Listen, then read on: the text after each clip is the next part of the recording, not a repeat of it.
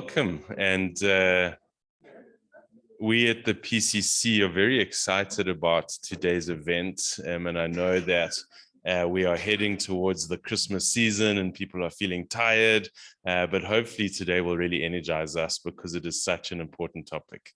My name's Steve Nichols. I lead the mitigation work at the Presidential Climate Commission, and my job is to really think about what does a future competitive economy look like. And we get caught in the weeds of the modeling, which technologies by when, but in the back of my mind is always actually the most important thing here is skills and job creation. And so we are really excited about the potential of today. It's a group of really interesting and fascinating people who are here to sort of talk about how we might collaborate in furthering the skills and jobs agenda in South Africa. So thank you all for being here. We really appreciate this sort of late year push.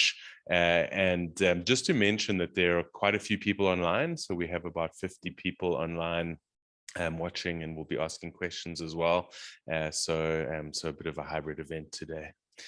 So we have quite a busy program, so I won't talk too much, and I'm going to ask Crispin Olver, the Executive Director of the PCC, to come up and make some opening remarks. Thanks, Crispin.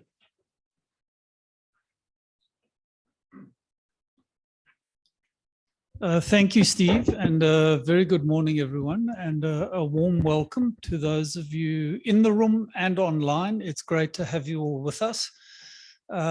Just to acknowledge, there are a number of commissioners from the Climate Commission with us today. So I've noted Mr. Nakisi Lesufi, he's from the Minerals Council, and Makoma Lekalakala, I think she's just stepped out. And I'm not sure if I missed another commissioner. I know there were one or two others that were going to join us. And I do just want to acknowledge our partners in convening this event. So the Department of Higher Education and Training and the EWSETA. And thank you for your efforts and work, and from the EWSETA, your sponsorship in helping pull this event together. It's very significant. So, you know, it's all about skills. You will all be familiar, you know, with the just transition that we've committed ourselves to as a country. And the reason we emphasize the just transition is that we know over the next 3 decades, as the world decarbonizes and adapts to a warmer and more unstable climate, there are going to be big shifts in the economy and in terms of employment. And the good news is that in aggregate, a more decarbonized economy in South Africa is going to have a higher number of jobs than the current fossil fuel dependent economy. But there's a big but. Those jobs are going to be in different sectors. They're going to be in different places, and they're going to come at different times. And even within sectors, they're going to be very big shifts. So, for instance, you know, we're all very focused on coal and the impact on coal mining and the coal value chain. In fact, in aggregate, mining is going to do better in a more decarbonized economy because we have a huge mineral wealth that we're going to need to sustain the future green economy. Those minerals, unfortunately, are not in Mpumalanga. They are dotted around the country, particularly Northern Cape, Northwest, western parts of Limpopo, some copper near Phalaborwa. And there've been various modeling exercises done that, you know, try and drill into what are these shifts, what are the shifts that are going to happen between sectors? What are the shifts that are going to happen within sectors? And how do we plot those shifts geographically? And all of that obviously has implications for skills, because our core concern is how do we make sure that we're equipping the labor force of tomorrow with the skills that are going to be needed. And it's you know, some sectors aren't going to change that dramatically, but there are other sectors that are going to change fundamentally. And it's incumbent upon us as key role players in the system to be very clear about, so what are those employment shifts? What is, you know, how do we tee up the skills pipeline to cope with it? And ensure that we're ready for the changes in the 2030s, in the 2040s, in the 2050s. And, you know, these all seem like, you know, a long time away, but 2050 is now only 27 years away.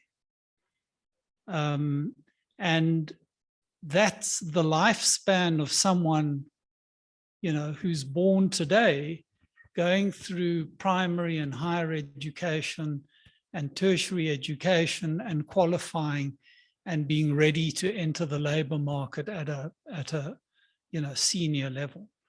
So we've, you know, literally got one generation to plan for a fundamental change in our skills requirements going forward. Now, we're not going to achieve everything today. I mean, what we wanted to do with this workshop, DHET and ourselves, was just try and get as much on the table as possible. So let's understand what everyone's doing. Let's see what the challenges and the gaps are. And let's start a process towards you know, a future collaboration on this sector. And, you know, just to say from the convening partners, we're committed to this as a major priority area of work moving forward. The Minister of Higher Education and Training, I'm sure the DDG will refer to his commitment to this.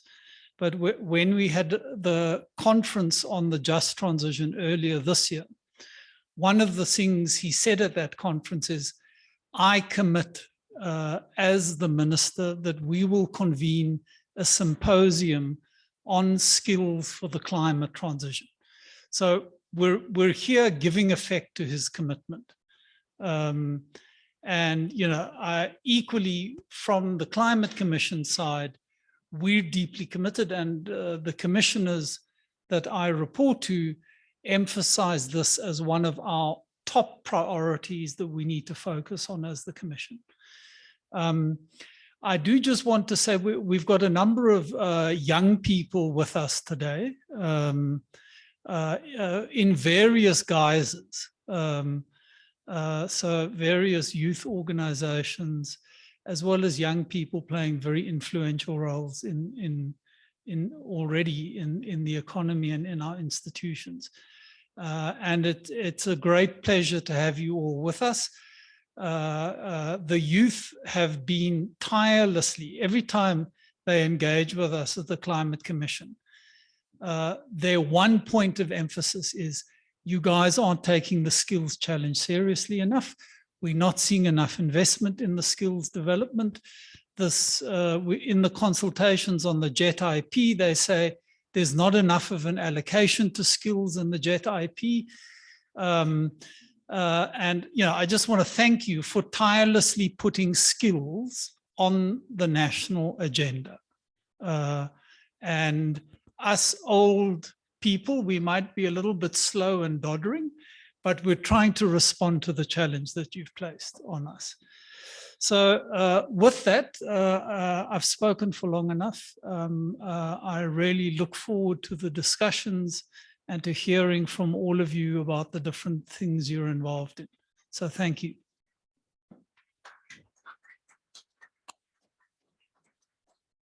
Thanks, Crispian. I'm going to ask DDG Imvalo from the Skills Development Team within DHET to make DHET's opening remarks. Thank you, DDG.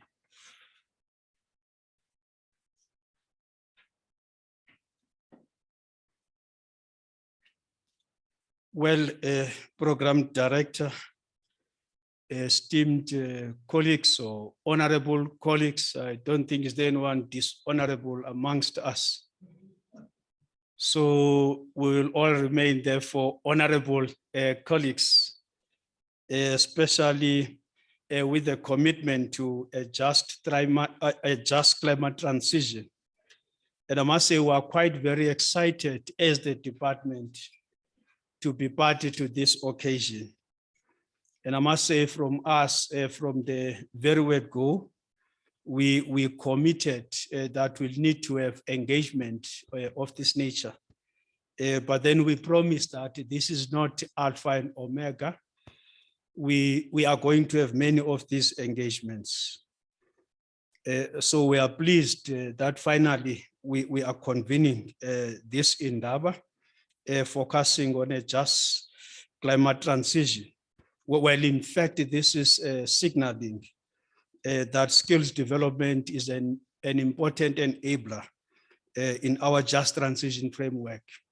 Well, even if you look into economic reconstruction and recovery plan, you'll see there amongst those enablers is skills development.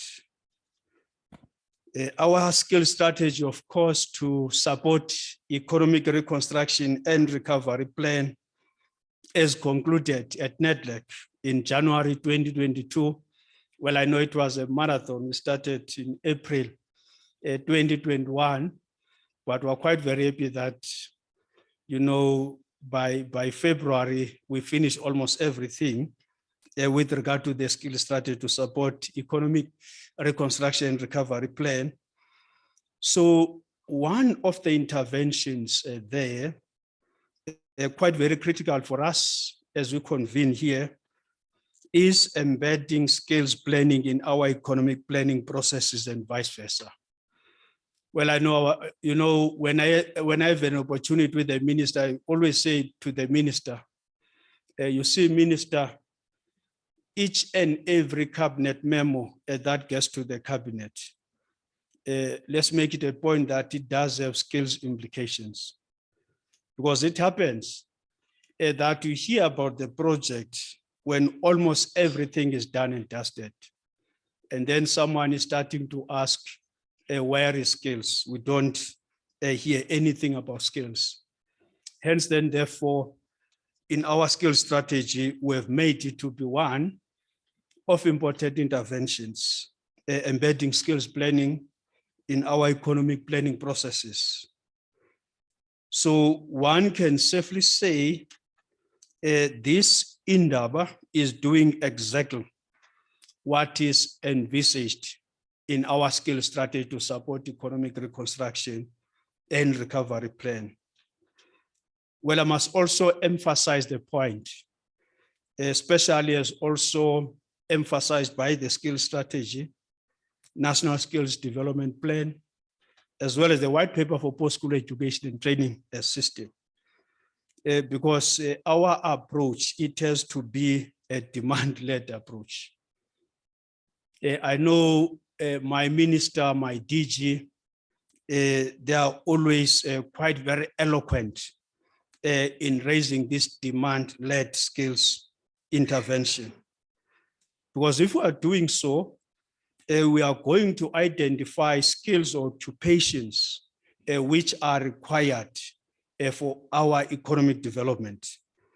As I think part of this engagement today is beginning to tease that area, which is quite very critical for all of us. Well, the Department of Higher Education and Training, if we are to influence whether it's curriculum, whether it's enrollment, we can only do so if we can say these are the skills, occupations which are required for our just transition. Just for this year, we are spending about 130 billion. In fact, it's 130.1 billion in terms of our annual performance plan, 130.1 billion in education and training. And our expectation is always to be influenced in terms of that budget by those skills that we require within our national priorities.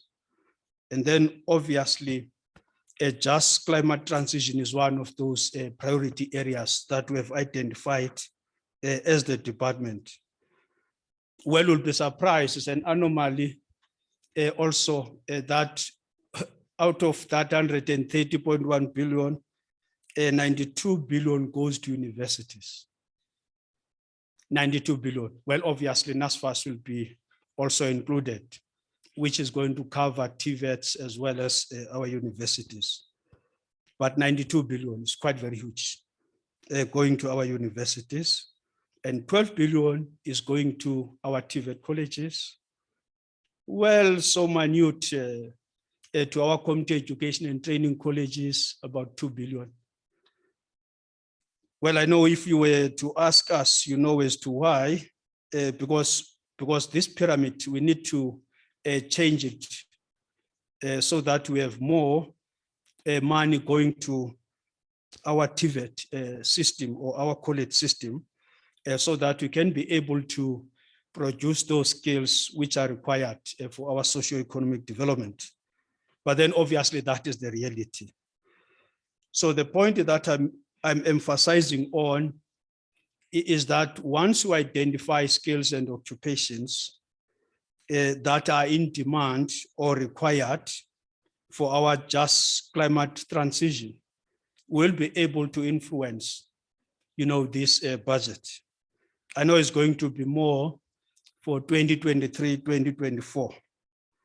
I should think we are quite very timely when we meet today so that we can start at least getting some signal with regard to some of those areas that we think are going to be important to invest in. So our own 5-year strategic outcomes, we are seeking to expand access in post-school education and training system. But then obviously, there is that link between expanding access to quality and responsiveness. Was saying you don't just produce skills, you must produce skills responding or being responsive to what is required by your economy. A link to that quality becomes very important. So to us as the department, this Indaba is solidifying our endeavors to break silos across government spheres. Well, I must also make the point that we are busy as the department crafting master skills plan. Well, we have a lot of these plans, and I was told that we're just having what we call implementation deficit syndrome. There's a lot of these policies and plans that are there. And maybe that is what motivated us to develop the master skills plan. And the emphasis there is coordination, coordination, coordination, partnerships. That is the emphasis. So it's an opportune time for us as well, because we're here. We know by 31st March 2023, we must have developed the master skills plan because we're having some hostile deadlines. The principals, they just give you deadlines. So this is one of those hostile deadlines for us. But I must say there is a lot of work that we are doing. And we're happy that we are here today because our engagement or discussions here are going also to assist us in giving input to the work of the master skills plan. Our theme is one country, one plan. We never had one, and we really hope that with this we'll be able to have one.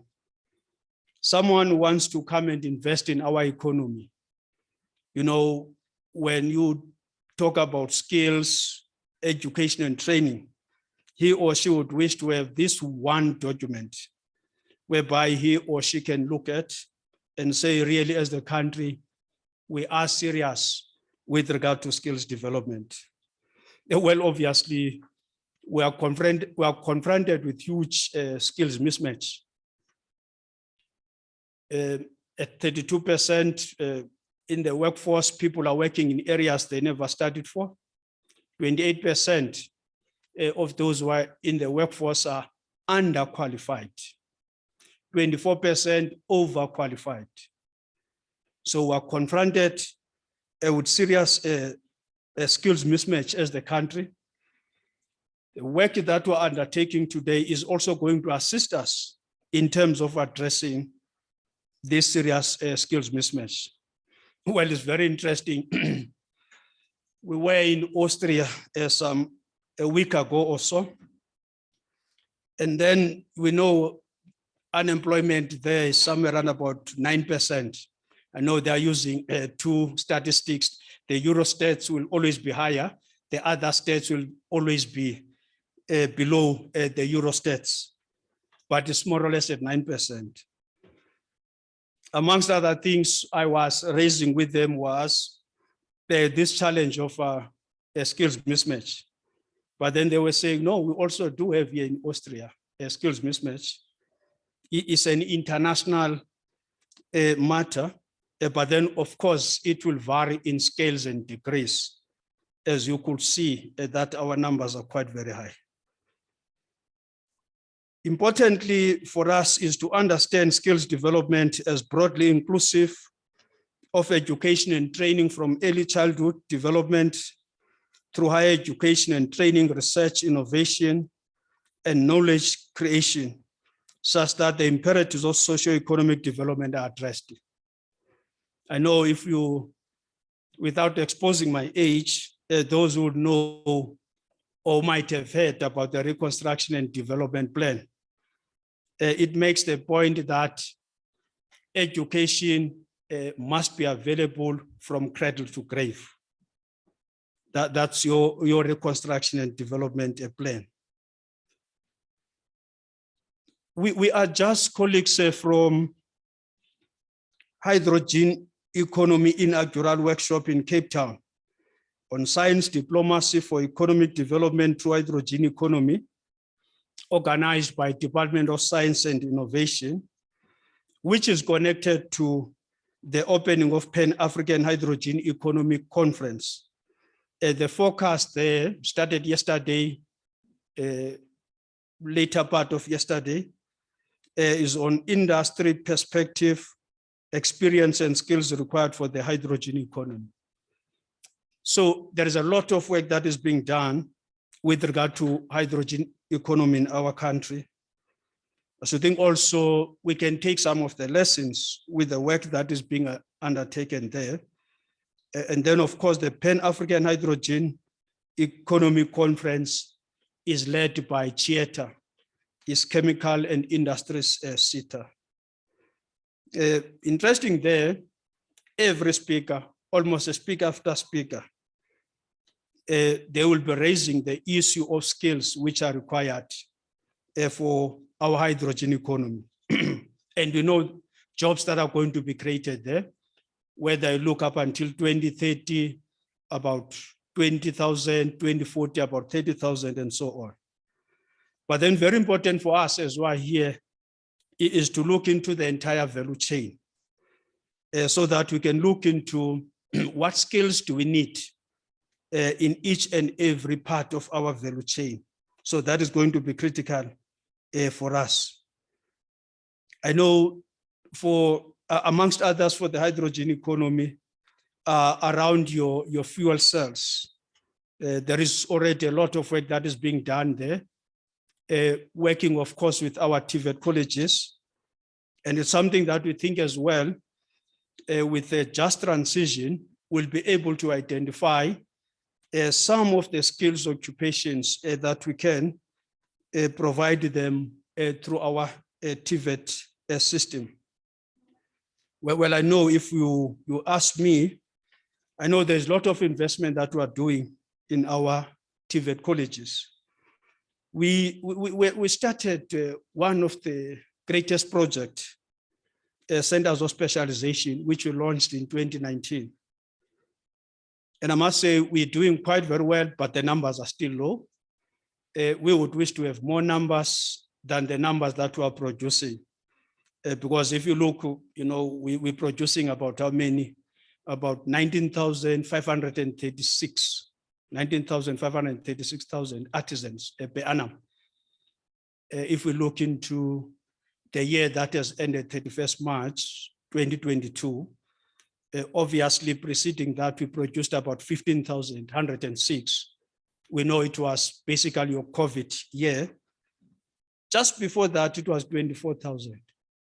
So now we're back, trying to ascend ourselves in terms of our target of the National Development Plan, which is 30,000 artisans produced per annum. So we're doing quite very well with regard to that project. Well, I know everyone is saying it's a very expensive project to run, but we think it's a good project, especially if you look into your dual education. So we really hope that out of these engagements, we'll be able also to identify, I know they were identified about how many, about 13 trades. That's why is our focus on 13 trades.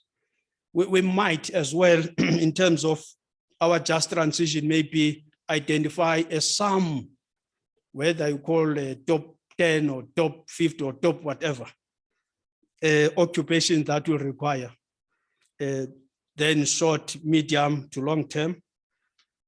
Well, if you go to network, it's always a huge challenge when you engaged on a critical skills list, because it means you must import skills. It's an anomaly, a quagmire in a country like the one of ours, where you are having a youth unemployment at 61%. Those who are between the ages of 15 and 24. But then you still say, you need to import skills. But then that's a reality, because if we have identified a number of projects, whether in agriculture, tourism, auto sector, manufacturing, and so on, in our just transition project, we might, say we need some of the skills we do not have in the country. But then I was told the failure to plan is the plan to fail. Because if we are seated here beginning to plan, it means then therefore, we are having that sight of saying we want also to arrest and address, challenges of youth unemployment in our country. Well, when we're undertaking engagements on economic reconstruction and recovery plan skill strategy, we identified about 100 occupations there, where we all agreed at NETLEC with whoever we met that these are priority occupations that we must focus on. You see, economic reconstruction and recovery plan has identified about 7 priority areas. Then we had to look into those priority areas and look into those occupations that we need, about 100. One would wish that for just transition, we will be able to identify some of the occupations that we think are very important for us.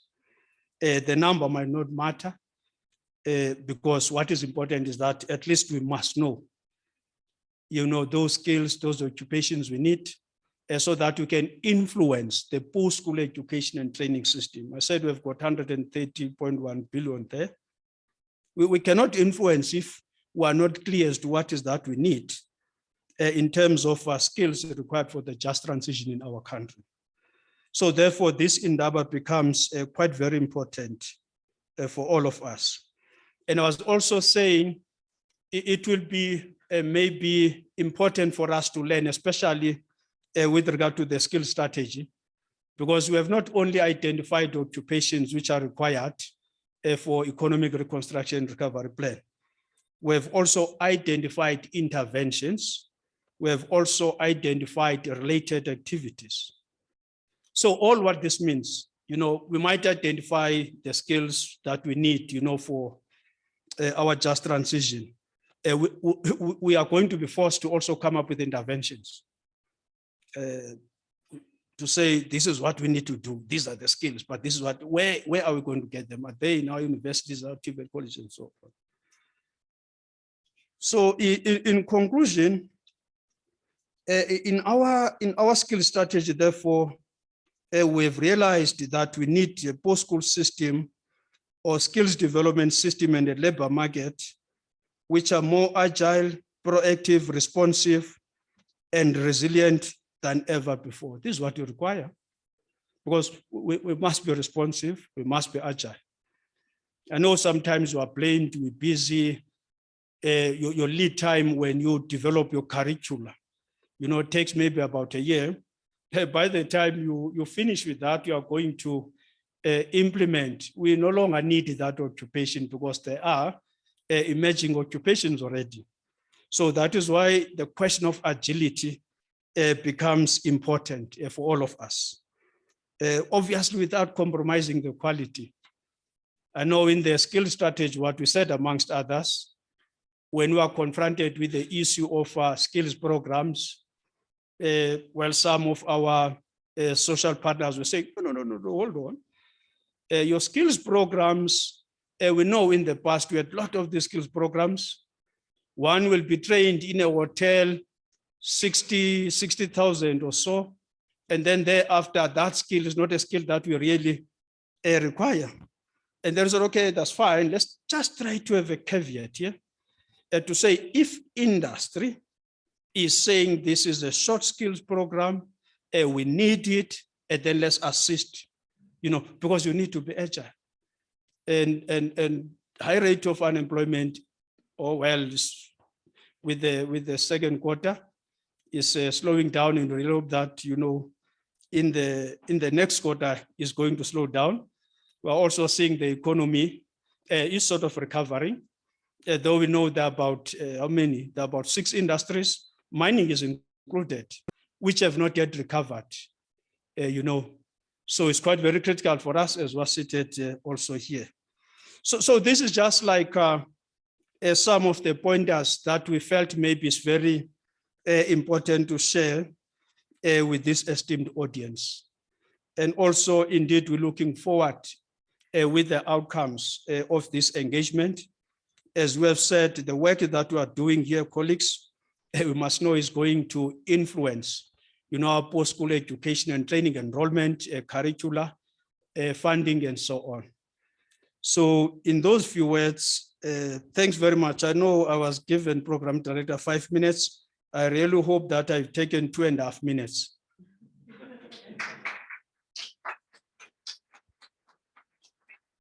Yeah, thank you, DDG. An excellent and sobering context setting. And I want to kind of point to someone online who I think would agree with you, Appleton Bosaletsi. I'm really agreeing with this idea that we need cooperation and cooperatives, particularly thinking about the SDGs. So I think they would really agree with the point you made earlier about its coordination, partnerships. And that's very much the theme of today. So thank you very much for that. A couple of sort of administrative things. I would like to acknowledge Commissioner Louise Nordia, who's online. And Commissioner Mbodi, who's just arrived, and I don't know if I missed any other commissioners coming in as we started. Quick highlight of the program. And the next session, we're going to talk about climate change and the enormity of the change that might have for the economy and therefore the jobs and skills environment. And then we're going to have a session after the tea break, looking at a whole range of existing studies, existing thinking around the skills environment. And then in the afternoon session, we'll turn more to skills planning from DHET, but also start to have a discussion around how we start to integrate the sort of climate thinking and the skills planning. And then the final session will be a brainstorm on, how do we make progress? What's next? Where do we see the best opportunities for collaboration? It is a busy program, so timekeeping is important. And in the spirit of the Soccer World Cup, I have some yellow cards and some red cards.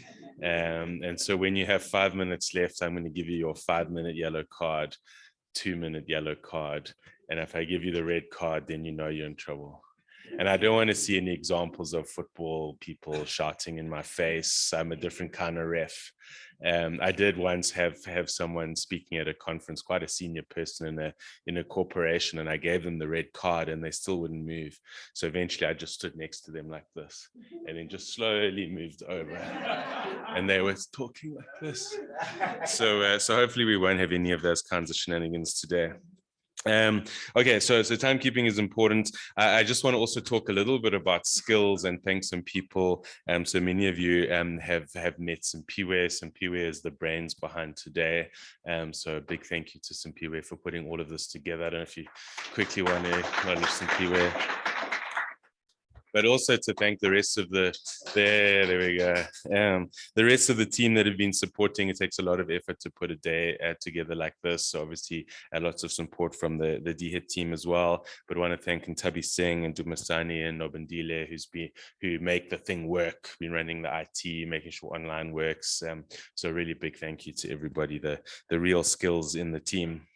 And then I also wanted to quickly introduce Devin Pillay. Devin, I don't know if you want to quickly stand up so people can see you. Devin joined the PCC team this month. So this is, I think, week 2. And Devin will be leading a lot of our employment strategy work. So an important person to get to know within the PCC team. Okay, excellent. So I think I'll give myself a red card, and I'm going to ask Elizabeth from the World Bank to come up and do the sort of introductory presentation on the impacts of climate change, particularly drawing on the work that they've recently done on the sort of country climate development reports that they've done all around the world, but we'll focus on the South African one. So welcome, thank you.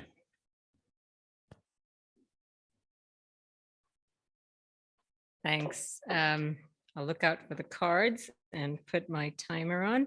And thanks for the Soccer World Cup reminder. I don't watch soccer except when it's the World Cup time. So yesterday was particularly interesting because I always support the underdogs, and the Moroccan win yesterday was very nice. Okay, so let me, I probably shouldn't talk about soccer. Probably rallies a lot of feelings. Do I have a clicker just to move the slides? Okay, so let me just get started. As Steve mentioned, we've been doing these country climate and development reports across the world. We've just completed the one for South Africa in November, and we've been doing it in close consultation with the government.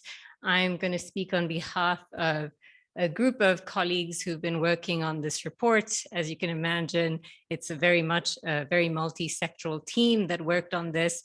My area of expertise is in human development, particularly on education and training. And so we focused a lot on the just transition chapter of the report. So that's what I'm going to try and focus on in today's discussion. And just to say that, as the name suggests, this is not just a climate report, it's a development report. So we very much focus on the issue of climate change within the context of the economic and social challenges in the country, and we pay special attention to the trade-offs between climate change and development, if there are any. Next slide. Thank you. I can run with it myself. Thank you. All right. So just to set the context in terms of the economic and social challenges, I'm not going to spend too much time on it, but South Africa does have very ambitious development objectives, but it faces these chronic economic and social challenges. In the last 10 years, the economy grew by about 1% per year. Unemployment rates are very high at about 30%. And when you talk about youth unemployment, it's over 65%.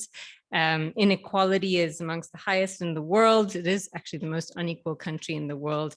And 56% of the population lives in poverty. Then there's the mitigation challenge. As you can see from this table, I don't know if you can read the numbers very well over there, but if you look at the carbon intensity of South Africa, it's actually in 2019, it was 3 times higher than the global average. So it's one of the most carbon intensive countries in the world. That means high levels of toxic emissions, and it's coming from old and poorly maintained power fleets, which affects air quality, which leads to higher morbidity of people in the area, which also affects labor productivity. One estimate that we saw was basically suggesting that there are 20,000 premature deaths due to excessive air pollution every year in South Africa. And despite having this coal power fleet, we still have an issue of energy generation capacity in South Africa that's not sufficient to meet the needs of the economy, as we see through load shedding in the country. And some of the estimates that we look at are around that the country is losing about the cost to the economy every day of load shedding is about $200 million. South Africa also faces reduced competitiveness as global consumers turn away from high carbon products.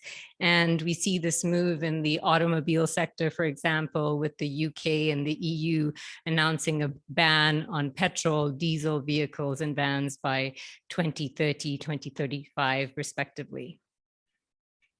So that's the mitigation challenge. And then there's also the adaptation challenge. And I don't need to stress this point, that climate agenda is important for South Africa because South Africa is vulnerable to climate change. And we see it in rising temperatures. We see it in more frequent floods in the country, more frequent droughts, and also heat waves. And the incidence of climate change disruptions you see mainly in coastal cities, in poor agricultural provinces, but also in the underdeveloped peri-urban areas that are connected to the main metropolitan centers. And the poor are those that are most exposed to climate change risks, and they are less able to cope with climate change risks. So the CCDR, okay. Do I need to point somewhere? Okay, back. So the CCDR actually proposes that South Africa incorporates 3 interconnected transitions in addressing its development paradigm, but also to balance development with its growing climate risks. So the first transition that we talk about is mitigating climate change, right? So moving towards this low carbon transition. And the CCDR basically says that that it is within the country's best interest to move towards changing the source of energy to more renewable energy. It has substantial benefits in terms of avoiding load shedding, improved energy security, in economic competitiveness, and of course, reducing air, water, and soil pollution and overall greenhouse gas emissions. So that's the first transition to a low carbon economy. The second transition is adapting to climate change as the country faces more and more risks related to droughts and floods. How does the country prepare itself better where climate risks are the highest to respond to the challenges posed by climate change? And then the last transition is this just transition. So this is where you try and reconcile the development and climate goals. If you're going to move towards this low carbon economy, you have to do so by ensuring that you address inequality, you address racial and spatial exclusion in the country, and it's already starting at a very low base. So making sure that the climate agenda does not exacerbate some of the economic and social challenges remains key in this transition. So one quick message, I guess you're moving it for me. Okay. No, you're not. So the main message, okay, and this is where I'll stop talking about the overall report and zoom in on the just transition. The main message from the report is that it is in the country's best interest to implement mitigation and adaptation measures urgently. And investing in renewable energy sits at the heart of the measures that need to be taken in South Africa. The first, and there's three reasons why renewable energy sits at the heart of it. And the first reason is it's the least cost and most feasible option. It's the fastest option in terms of bringing new generation capacity to the country to address the energy crisis. Second, it will lower the air quality issues, the bad soil and water quality issue, pollution issues, and that means better health of workers, better productivity, less morbidity in the system. And then the third is that it will improve South Africa's competitiveness on the global market as it moves away from high carbon products. The report basically estimates that lowering carbon emissions could boost GDP by about 2.3% per year between 2022 and 2050. And it also shows that, as Crispin was saying, that there will be more jobs as you move towards a low carbon, more labor intensive sector of renewable energy. But the report is also very clear that climate action contributes towards addressing some of the economic challenges in the country, but it cannot replace the growth enhancing structural reforms that the country is pursuing to support growth and development. So it helps. Moving towards a low carbon economy helps, but it's not going to address the big development challenges which the country is also trying to address now. So there's always a but. The but is that while climate change, the transition will create the opportunity to diversify the economy, it will also have significant impacts on the labor market. And I'm going to talk a little bit more about this part of the report. So this is some of the numbers, and we had colleagues from the University of Cape Town supporting us with some of the modeling. And this looks at direct jobs, gains and losses in direct jobs. So you can see the losses in the blue bars, and you can see the gains in the orange bars in 11 key carbon related industries, right? So you can see the losses. Sorry, I see a lot of you squinting. You see losses in, the high emissions industries, right? Like in coal and petroleum. This is where you're going to have the job losses, but you're also going to have job gains in non-coal mining sector as a result of this higher demand for minerals and metals that are needed to produce cleaner energy sources, right? So overall, we expect to see about, in these industries, a loss of about 300,000 jobs, but a gain of about 815,000 jobs. So net, about 500,000 jobs would be created just in these 11 carbon-related industries. So overall, it's good news in terms of numbers of jobs. And here's where the but comes, that there's a few challenges with that. Sorry, I'm struggling with, thank you. So the first challenge, and Crispin discussed this as well in his opening remarks, is that there's a timing challenge.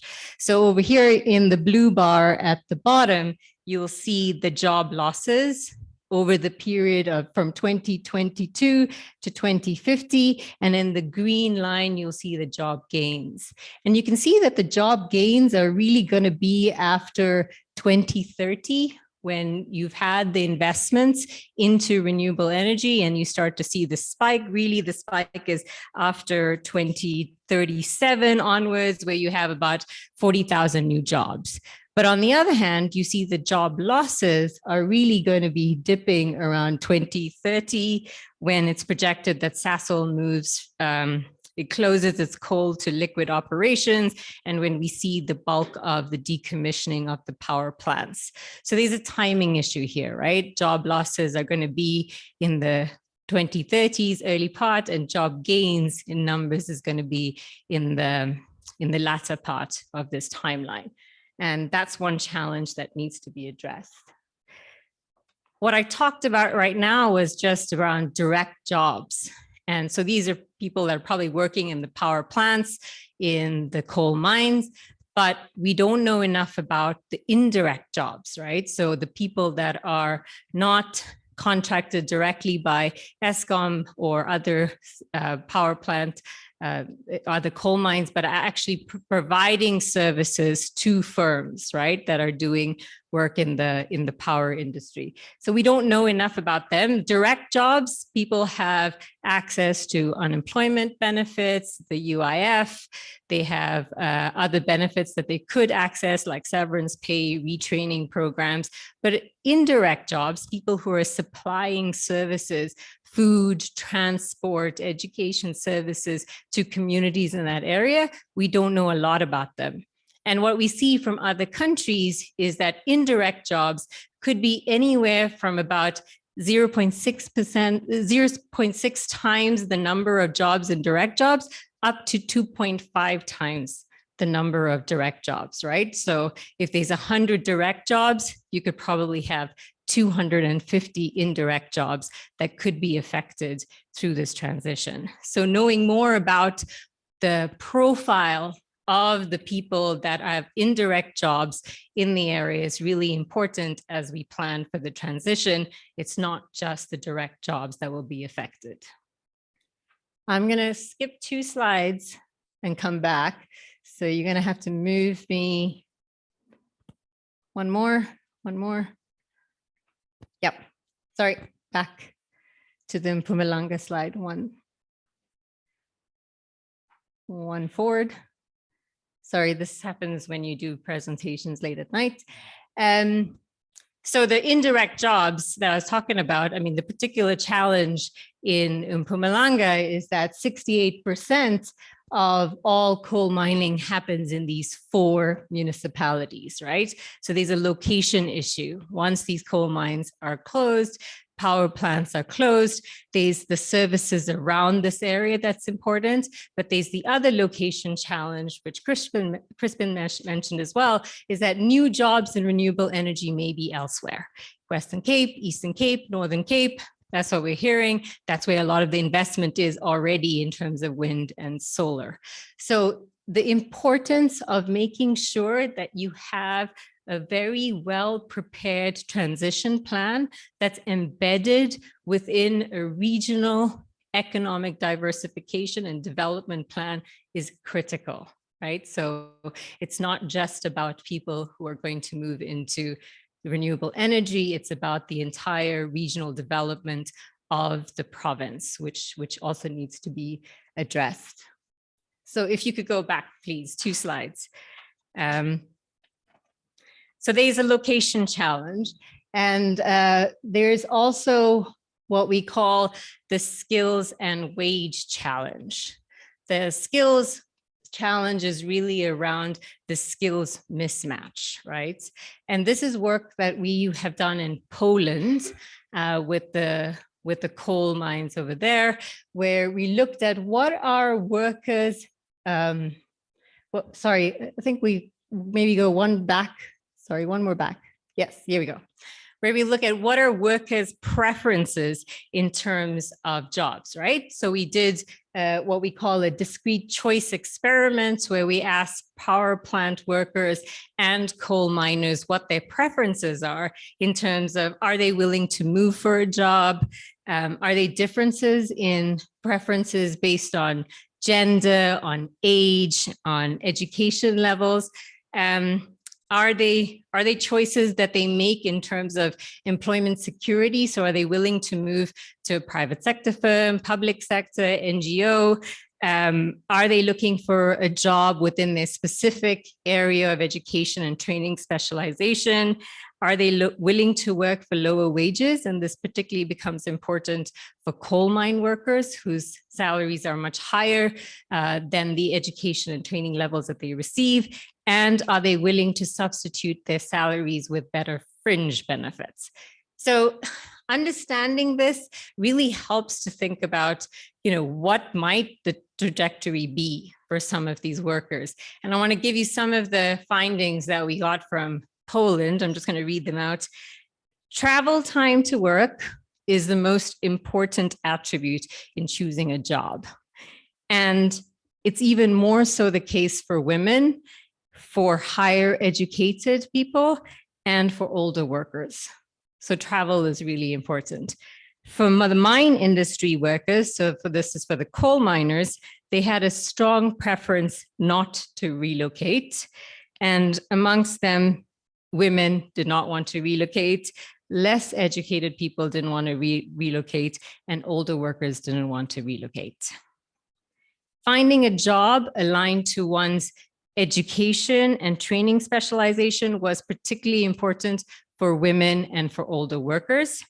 And respondents had a strong preference to remain in the mining sector, so to move into the renewable energy sector. And that's particularly for younger workers who believe in the climate agenda, and also for more educated workers. The least preferred sectors for work were industrial processing, agriculture, administration, office work, and that they basically said, if you wanted to shift us into those jobs, we need a significant wage premium to move into those jobs.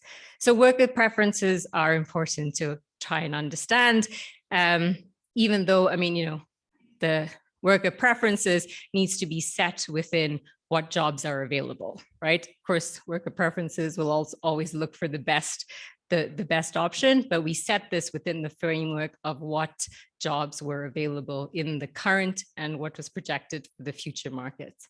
Next slide, please. So worker preferences is a challenge.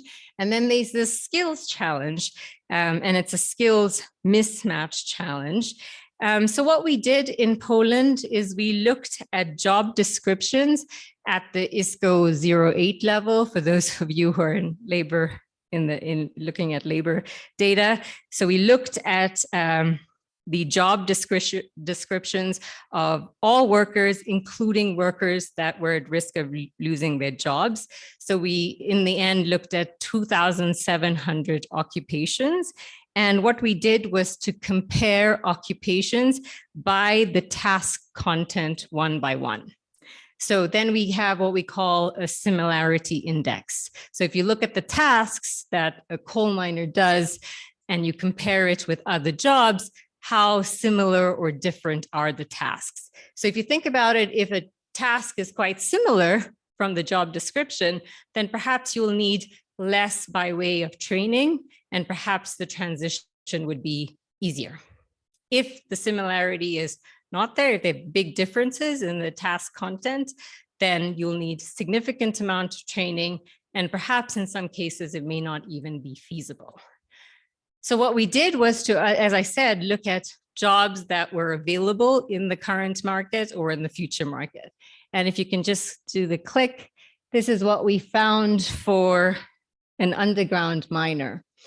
And for underground miners, there's no similar jobs that they can get into. What the similarity index of 0 says there's very little similarity. Similarity index of 1 shows really good similarity in tasks, right? So if you look at the best similarity, the best match in terms of tasks was bricklayers. But look at the wage differential, right? So the wage of underground mine worker was about 4,000 zloty. But if you're going to get a job with about the same type of tasks, your wage is going to go down by 1,500. Then you can choose jobs that don't have as much similarity, require a lot more training, but across the board, wage was a big differential for mine workers and was a particular challenge. If you can go to the next slide, please. Okay, here's another job in coal. This is an operator of machines and devices for the processing of coal. Excuse me. The average salary here is much lower, 800 zloty. And you'll see that the task descriptions and the similarities for jobs that are similar.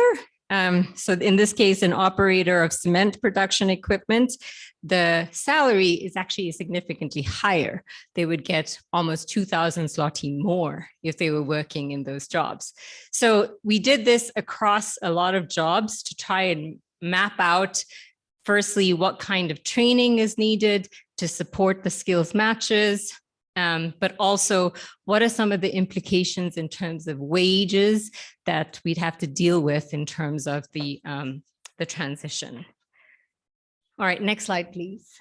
You'll have to go to, so these are some of the challenges. There's a timing challenge, a location challenge, worker preference challenge, a wage challenge, and a skills mismatch challenge, none of which are insurmountable, but need to be planned carefully and executed carefully as well.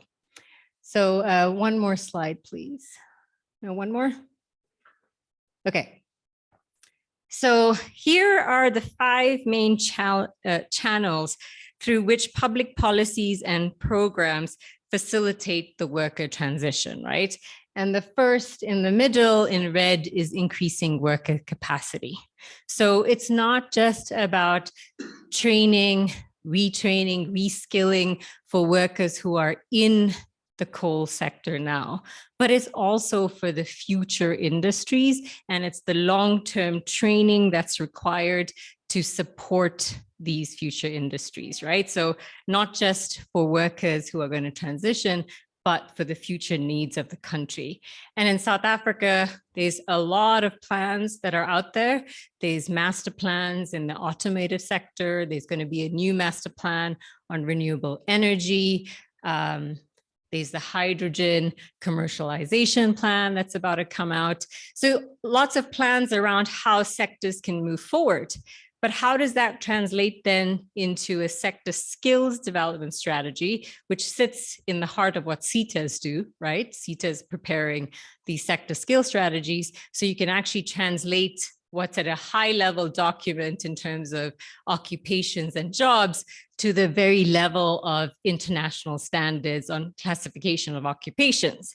But that then needs to be translated into how are training providers responding, and how is that translated into education standards, right? So master plans, sector plans that give enough information for the market for training and education providers to respond. So there's a whole line within that chain that needs to be filled. And as DDG was saying, it needs to be agile. It needs to be able to respond quickly. Right now in South Africa, there's a big move towards scaling up and increasing the amount of students in TVET sector from 680,000 to, okay, I'm good, to 2.5 million in the TVET sector. But TVET sector itself will take a while to get up to speed, right? You need to have increased capacity. You need to build the institutions. I knew it. I got you to look at your time. But there's also a huge opportunity with workplace-based learning that is also, I don't think, tapped on enough. Every year, there's less than 300,000 students going through workplace-based learning programs and apprenticeship programs in firms. And we know that this is the quickest way to get people into jobs, to get relevant training, and particularly in new industries, the private sector training will probably be better and more relevant for what is needed in terms of new industries. So exploring workplace-based learning is an important avenue as well. So there's increasing worker capacity. There's also support for workers to transition back into the job market. So if you're out of work and you need support in terms of job placements, making sure the public employment system is working better to support youth, and not just youth, but anybody who needs these sort of wraparound services in terms of training support, soft skills support, technical training, but also linking them with the job market. Public works programs, but also self-employment opportunities to help micro entrepreneurs to set up their own businesses. So I think, again, over here, strengthening the active labor market program system, of which there are many active labor market programs in South Africa, and making sure that they're more efficient and offer the wraparound services to individuals to get back into the labor market. And then there's the income support in terms of severance payments, unemployment, social grants, early retirement, medical health support, and other supports, not all of which are available in South Africa. Social assistance grants, for example, for workers until COVID was not available. So now we have the SRD 350, but it's not sure where that's going to go in the future. And then, of course, stimulating the private job creation and investment incentives that are aligned with those local and regional development plans to support public, private, and CSO partnerships. And then, of course, lastly, ensuring that the business environment and labor regulations are conducive to private sector investment. Next slide, please, before Steve gets up here. Okay, I'm not going to go through this because it's a lot to read. This is from a global report that the World Bank did around the coal transition, the coal just transition, and we like frameworks a lot. So we put together this framework around what the specific activities that need to be looked at. But I want to highlight one thing is the economic development strategy needs to be readily available. And this is particularly important in the case of Mpumalanga, which will be affected by the closures, that there's a strategy there in terms of responding to this shock. So if you can go to the next slide, please. And next slide. So this is the framework. It's set in 4 different areas, in 4 different aspects. Some of the lessons from this report from the transition in Poland and the US is that transitions take a long time. You have workers, you have businesses, you have communities that are implicated, and adjusting to this fundamental change away from one industry cannot happen quickly. So transition is going to take time. You can plan for it, but it's going to take time. The second is that there needs to be a comprehensive approach to sway many actors. And I know that South Africa has been doing a lot in terms of consultations with different groups for this transition to happen. Timing and speed of the transition is subject to political economy dynamics. One thing that was interesting is in the case of India and Poland, where everything is sort of all the coal actors are in the public domain. It's easier to make the shift, but it obviously has implications for electoral support later. So making that transition is maybe easier or harder depending on who's at the forefront.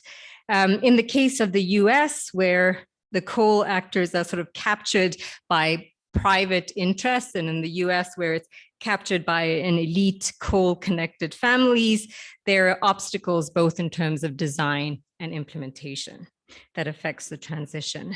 And let me go back to this last point over here around economic diversification is essential and requires help from both local and higher level governments with respect to planning and financial resources. Next slide. Okay, I'm going to shift a little bit now with 2 slides to go. Don't get up, Steve. That climate risks affect all citizens, but it does disproportionately affect the poor. Next slide, please. And so this is on the adaptation side. And just to say that protecting the poor in risk-prone areas against climate shocks is a very important agenda for South Africa. And the report, the CCDR, makes several recommendations around having better systems to monitor weather risks and forecast early warning systems. It makes recommendations around investments in infrastructure. This is particularly relevant for informal settlements, developing an insurance market for climate risks. And then this last point related to improving the adaptiveness of the social protection system is an important one. In South Africa, you do have the Social Relief of Distressed grant. This is not the SRD 350, but this is a grant that was started in 2001 to support families that are affected by shocks. So individuals that perhaps have a fire in their home or have issues that have some type of shock that has affected them, they are eligible to receive support through DSD. And the government has passed the amendment to the bill so that it's not just around support for individuals, but there's opportunities to support groups of people. And this is an opportunity to try and explore further in terms of implementation, but that also needs to be connected to the disaster risk management system of the country. And last slide is, we talk a lot in the report about the adaptiveness of the agriculture sector, transport sector, urban cities. But what we don't do enough of, and what we didn't have enough information on, was the adaptiveness of the health and education systems to respond to crises. So COVID gave us a good example, right? We had a crisis, schools shut down, and we weren't able to provide the service. Well, what if that happens again? How adaptive is the education system? In basic education, those that received education services were the wealthy. So it continued to exclude the poor because they had digital connectivity. When you talk about TVET especially, they weren't as lucky as universities who were able to go on to online learning. So what are the options in terms of distance education in TVET? And for the health system, these vulnerability assessments have been done across the world. It's called climate health and vulnerability assessment, but it's basically around pandemic preparedness or shock preparedness. And the Department of Health in South Africa is now looking into how prepared is the health system to respond with services in terms of a future shock. So I'm going to stop there and hand it over to Steve. Thank you. Thanks very much. I think that was an excellent opening, so thank you very much, and thanks for sticking close to time. I just wanted to add something on the modeling side, just to try to give us a sense of the urgency. So those net zero pathways that were modeled by the CCGR, but it's common with other models as well, make some pretty drastic changes to the economy. So embedded in that modeling is no more coal after 2040. Right? 1 million electric vehicles of various types on the road by 2030. Significant changes in diets and therefore agricultural processes by 2030. So these are quite urgent timelines in many cases. And so even though we used the example earlier of you've got one kind of education cycle, 27 years, actually in many cases we don't even have as long as that. So just wanted to kind of emphasize that some of this is really quite urgent and quite rapid. Okay, so we've got a little bit of time for discussion and some questions. So I wanted to open to the floor directly to see if there are any questions for Elizabeth or comments. Okay, and Bikele is also online. And actually, because Commissioner Mbodi's got his hand up, I also had a question for some of the commissioners, particularly those involved in Mpumalanga. I was really fascinated by the Poland stats and the preference data you had. And I would be curious to know from you commissioners, and also maybe you, Dudu, whether you think that Mpumalanga preferences would be markedly different from that or sort of quite similar. Yeah, thank you so much. Firstly, I must say it is a combination of questions and input. US and Poland may not give us very, very close to lessons that we can learn. I mean, if you understand our economic situation, we don't have room to gamble. We don't have room to second guess anything. You don't want to create a solution by creating a bigger problem. As it is now,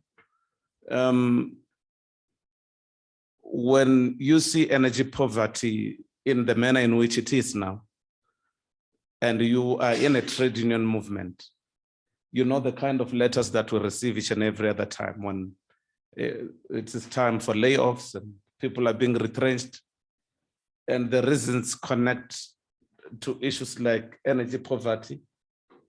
So I'm saying that the US and Poland may be very academic, but not touch us as close as it should. I also have got a question. I know you've posed a question to me, but I think I've got a question with regards to the speed by which we move versus diversification of the economy. If anybody was to touch the local economy of a certain place, it should be that there has been economic planning, there has been diversification upfront, not as an afterthought, because we can't plunge the country into a crisis whilst we are saying we are creating solutions.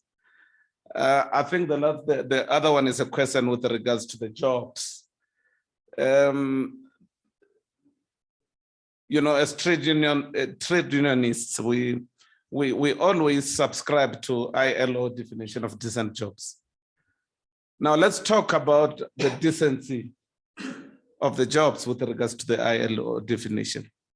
And also let's talk about whether the jobs are as structured right now. You find that somebody can work for 20, 30 years, or are we talking about jobs that will be created in the short term, 5 years when you are building and thereafter they wane away? I think we need to touch on to those details. Just to answer your question, nobody knows the real answer about Komati. We just think it is a disaster that is waiting to manifest very soon, because we are receiving complaints from almost everywhere, including from political parties and other civil movements. And I do understand that there are others who would be happy, but we are receiving quite a lot. And there are also matches that are saying, but we don't know what you're doing. We know that you've got good terms, you call it just transition, but I mean, who must judge if it is just if we don't even know what it is? So I think these are that is the answer that maybe I can give with regards to your question. Thank you so much. Thank you.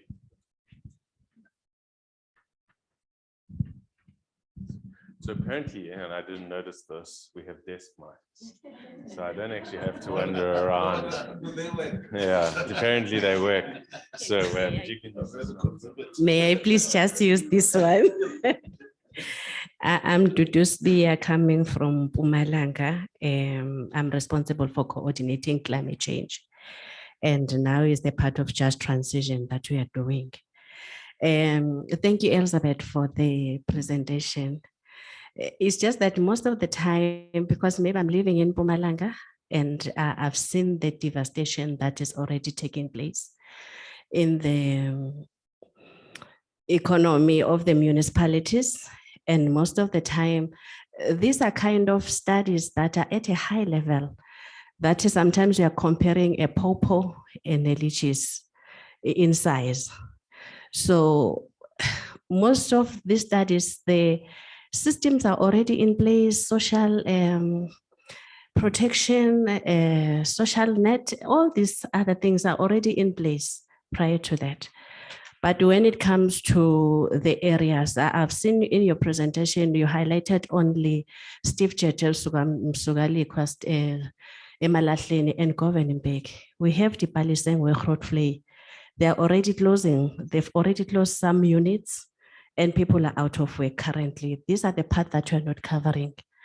And at the same time, if you check basically the other municipalities like Emakazeni, they've got plus or minus several mines, but they are not being covered in most of the studies if you zoom to Mpumalanga. If you check Victor Kanye, so there are a lot of mining activities that are not taking, but currently I feel like the focus is more on the power stations, not looking directly what is the impact and how is it going to impact negatively on the local space. And are they ready basically on accepting this just transition that you're coming up with? If you look basically, we talk about the direct jobs. mostly on the power stations, but not the induced and in the coal value chain in totality. I think you have highlighted that more than anything. But we have seen the locality issue.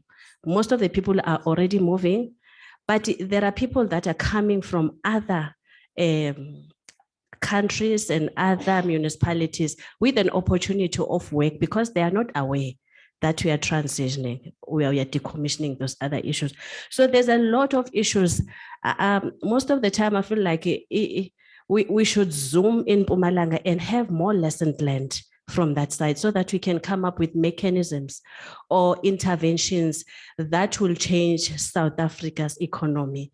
When we are talking about skills, if we can zoom it there, check the skill audit now, how is it? And then linking to what we really want to achieve at the end of the day.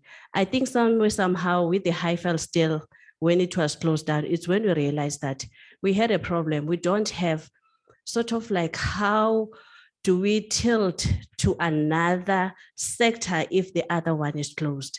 Because it's just closed and people are going home. They are creating a more challenging to municipalities.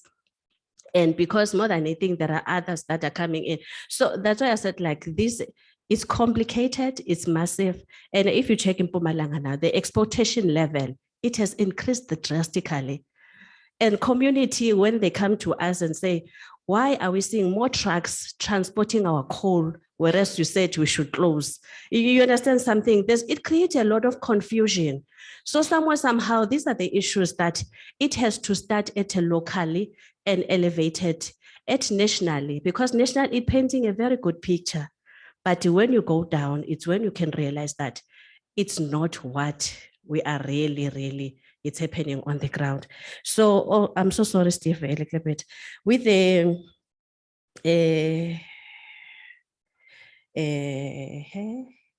just ask others. I've come to get my cards. Any other questions? We have a question at the back. You could try that. Let's try the desk mics. It's just two comments. I'm Tantandu from the Nedley Community Constituency. Two comments. The first part is the Poland study, which I think, just given the history of South Africa, it's not the best case study. We have got a history like of a migrant labor system in South Africa that shows that our people are more footloose than the Poland people. Secondly, like the last 28 years have also in like the states on urbanization that shows rapid urbanization, including recently with the demographic transition, we are seeing rural areas being depopulated of the youth because the youth is going to urban areas, which then shows that we have got a more footloose population than the Poland population. And in any event, the groups that you are looking, the population groups that you are looking at, like the elderly, are not the major concern in South Africa because we've got higher youth unemployment at a period when we're in a demographic transition. So I think that those will be the issues. But the second part is about just getting real now. I'm sitting at the Executive Oversight Committee with the Minister on the Renewable Energy Master Plan. When the Mpumalanga states came through to us, looking at the job losses versus planned jobs and even skills requirements, we got shocked. And this actually is exercising our minds. That the truth is that we're talking about future jobs. And we've got a current problem where we're decommissioning plants and production processes. And we are saying the green economy will provide more jobs. Now, in this workshop, we are saying that those jobs might be elsewhere. They might be in the Eastern Cape, they might be in the Western Cape. So the question is, are we really thinking about why people may resist the movement away from coal? Because I mean, you're not going to like the example now.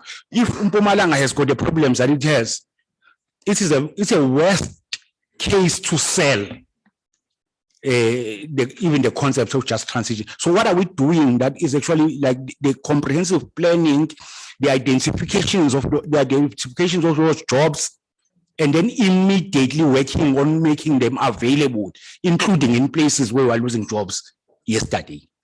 Thank you. The sort of political reality of the situation is something we have to think very carefully about. And I'm sure that Elizabeth doesn't necessarily have answers to all of these things, but we might have some comments. But there's also a similar concern or question was raised online by Siotami Mayamela, who's asking, do we know a lot about where the existing coal mine workers are coming from and where they might return to? So this migratory component of the job preferences, I think, is an interesting question. So I'm going to hand over to you to see if you have any initial comments. We can do another round of discussion. And Bikele has also got a comment, which I'll read out.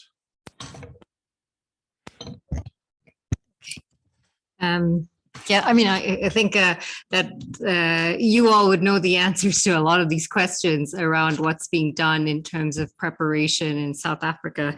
But let me just mention one thing. I think the examples of the US and Poland were just illustrative around the type of things that you could look at, right? That you could consider, think about worker preferences, have these experiments, and also think about wage differentials. So just to also say that in that case study, we didn't just look at the US and Poland, we looked at India, which also has high levels of energy poverty. We looked at Indonesia, and we also looked at South Africa. So those are the 5 within the report.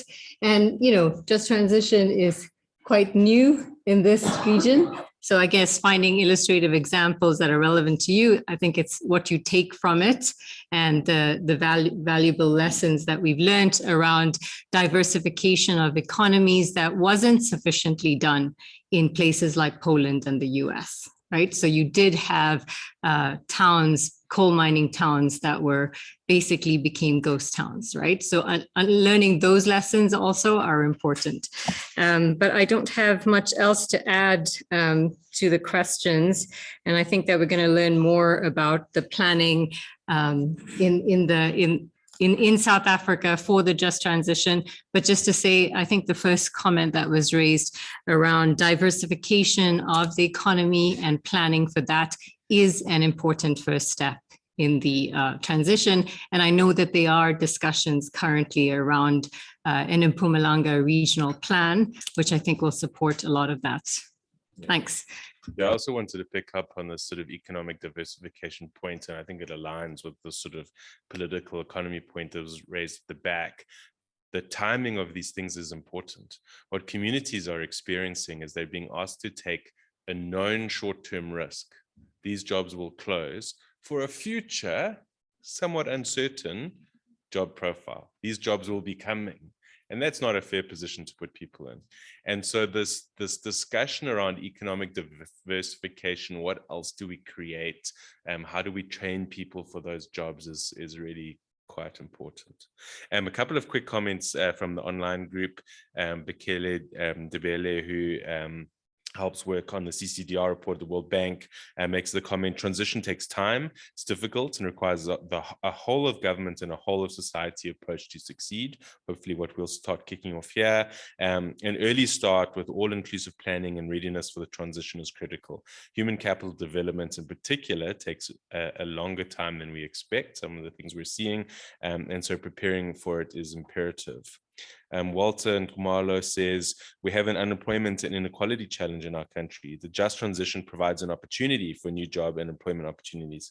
How can we share the climate change message in a simplistic manner to allow communities and young graduates and the most vulnerable to take advantage of the entrepreneurial opportunities as a result of the just energy transition? So I think also a useful reflection on how do we include communities, and some of the points that were also raised in the discussion around this is not just about mainstream employment from big companies. How do we include entrepreneurial activity, community activity, small scale activity. The informal economy is something that's missing from these models, but that's an increasingly big part of how we think about economic development.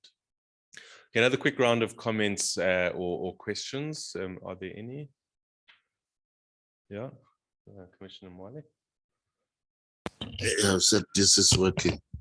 Yes, Let me be the first one to test it.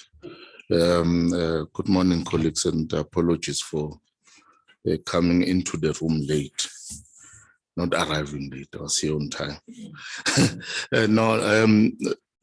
I think from my viewpoint, I must, although I came while the presentation was on, I've thrown very important things, and hence I was taking pictures as well. If we could get the presentation, it's a very good presentation. We really welcome it.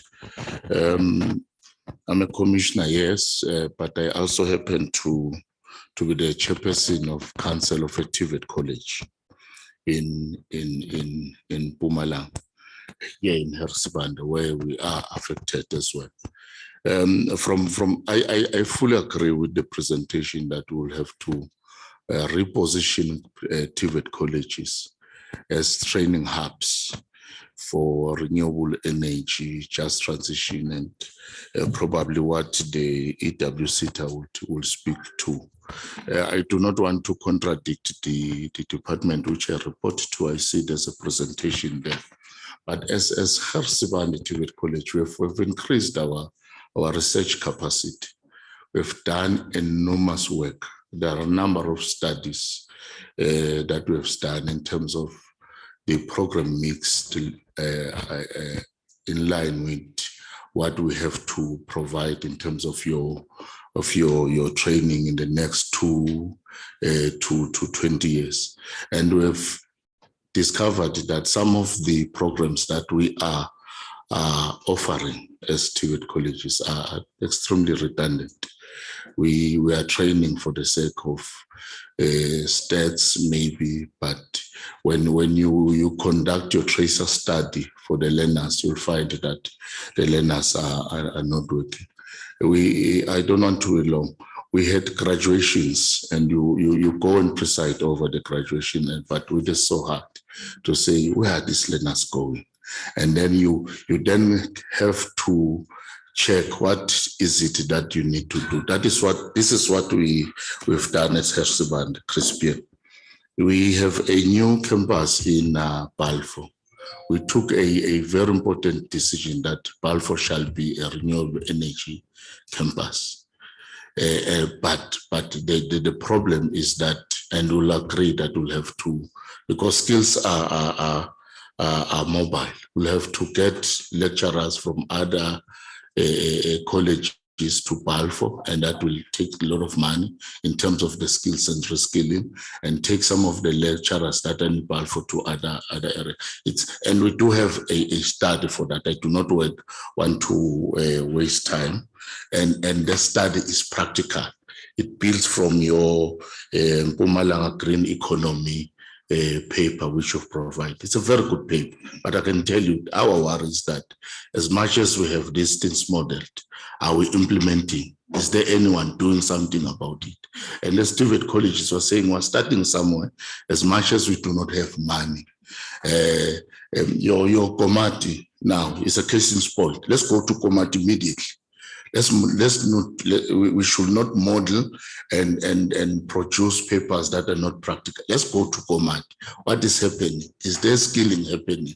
Why are these people that are working in Komati? And I can tell you the results are disastrous. And then I do not want to talk about what is happening. You find one person is having a dialogue on the future of coal while we're discussing something. Then we're shocking the ground. We've worked hard for people to accept just strategy. And I think we ought to be careful, but we also need to be practical. I would invite whoever wants to see what we're doing in Harrisburg, in the area of Abato, in the area of that, what is this, ICT as well, to replace the skills, because what we are producing now is completely redundant. And I'm saying to people, with the life orientation immediately, with the maths literacy immediately, as much as it's difficult, but it begins in the mindset, because you produce a learner with my life orientation for what? I mean, maths literacy for what? I can calculate a 1 + 1. 1A + 1, I can tell you, it's going to be 2A. So it's useless. It's not responding to the market. I'm closing by saying, there are things that speaks to us from the Polish environment, and what I appreciate is that the saying now, this is the skill in the market, this is what the skill is paid. But I can tell you, instead of people going home, they were willing to take salary dives as long as they have sustainable employment. And this is what we are aiming for. What we need is private sector to indeed to partner with us. That training center in Komati, I can tell you, Crispian, without being harsh, is going to be useless. It's going to be useless. Give the training center to Nkangala TVET College and see, let the training center produce your real vocational skills, because that's what we are doing. Issues of solar energy, issues of water and whatnot. There's a lot of work that TVETs are doing in Mpumalanga, but there's limited support. And we appreciate the minister really for supporting us. Well, I will share some of the studies we have with Crispian, maybe to share with the office and see what we're doing. I think we can take up a discussion that is focused on Mpumalanga. The government there, which I also work for, I'm worried about implementation. If you can implement your green skills, whatever, that document, I can tell you Mpumalanga will be a better place in 10 years. Thank you. Thank you. Thank you. I mean, I think that there are a couple of key things emerging here. And I think maybe Dudu's statement can be the title for the workshop. It's complicated and it's massive. But what I'm hearing is a fair amount of alignment on the barriers that Elizabeth pointed out, those kinds of 5 broad categories, and we are seeing that, experiencing in real life. I think there's a key need to focus on local, that this needs to understand issues that are happening. And we use Mpumalanga as an example, but I always worry about the Eastern Cape. It has higher unemployment. It's going to get hit earlier even than coal because of the changes that we're having in liquid fuels and in the internal combustion engine EV transition. And so, but equally different set of problems requires that kind of local focus. So I think there's a lot that we need to do there, but also that there are things happening. We might not like all of them, we might not agree with all of them, but there are things happening that we can work with, that we can enhance, that we can make better. And so in that sense, I'm encouraged, obviously a little bit intimidated by the magnitude of the task. I'm sure we all are. But a great start. I want to thank everyone for that first session. We're going to take a short tea break. If you don't mind, I'll try to claw back some time here. So if we can all be back by 5 past 11, and then we'll kick off with the next round of presentations. And please feel free to carry on discussing at tea, and we'll have a good day of discussions. So thank you, everybody, and we'll see you back at 5 past 11, please. I'll have to walk around with my cards at tea time. Thank you, everybody, and thanks, Elizabeth.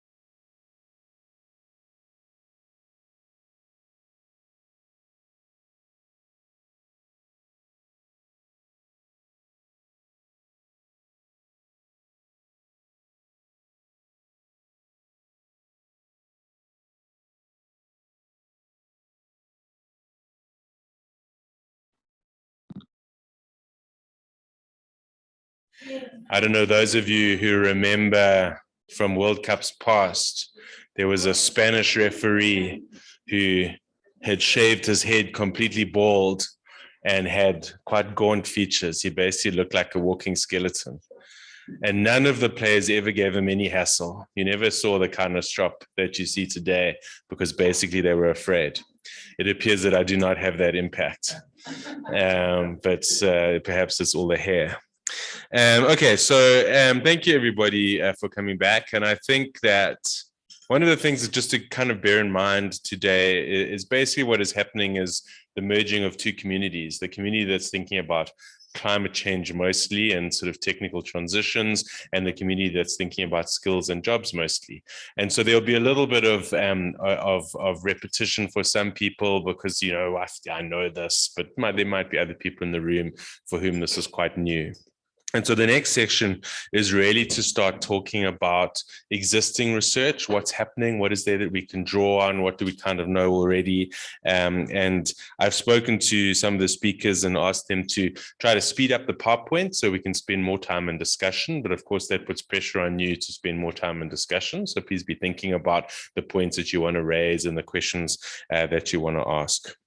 So we're going to kick off with just a look at the international landscape and kind of reflect on how that might be relevant for South Africa and how it might not be, as some of the comments have already made. But I do think, at least methodologically, there are a lot of things we can learn from what's been happening internationally. So without much ado, I'm going to ask Alice Vorza, who's the Skills and Lifelong Learning Specialist at the ILO, to come and do an introductory presentation. Thank you, Alice.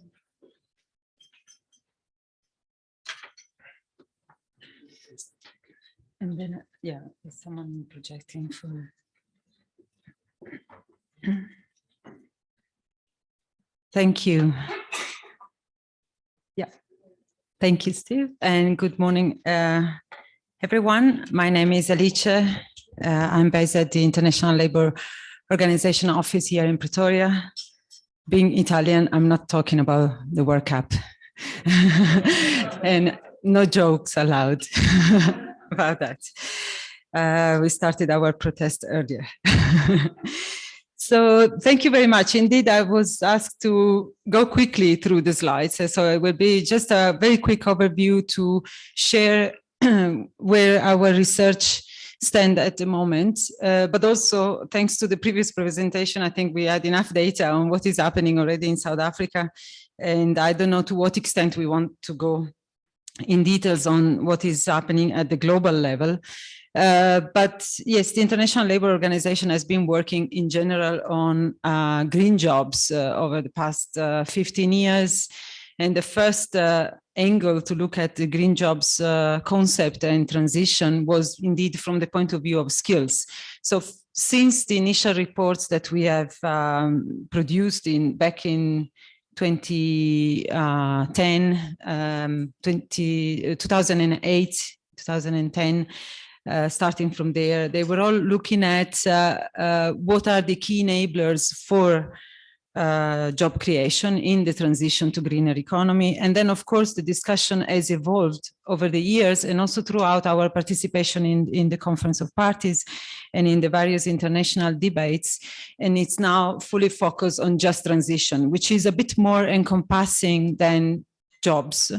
Or let's say it looks into all the facets of jobs and labor in the transition to green economy. So I was actually happy to hear about the reference, not only to the decent job definition per se, but when we discuss transitions, actually we are looking at a very complex scenario, which involves, here we are discussing skills and jobs, but otherwise there are other aspects related to social protection, to working conditions, and packages that can be offered to workers that are benefiting or not from the transition. So it's really connected to the global debate that we are all part of. Maybe one thing that I would like to emphasize to start with is that our focus is really to look at what happens to jobs in the transition, in the sense that, yes, there is job creation potential, as we have seen, but there is also job disruption or losses.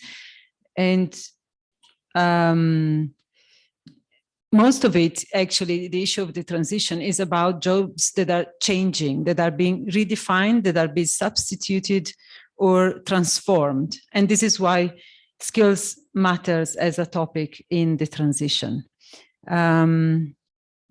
Another thing I would like to flag, and I'm just trying not to repeat, but rather to focus on aspects that were not covered in the previous discussion, is that we are discussing environmental transition and climate change, but it's also important to take into account that there are other drivers of change that are happening simultaneously. So when we do our research, we're not only focusing on the greening dimension, but issues like technological development, innovation, digitalization of the economy, and of course, all the changes that the COVID has brought into play. And when we look at, for example, at digital skills and transitions in the technological space, we can already see that it's not only referring to high-tech industries, but it cuts across all the enterprises in the different transitions that they face. So how these global drivers interact among themselves is also very important. If we look, for example, at issues like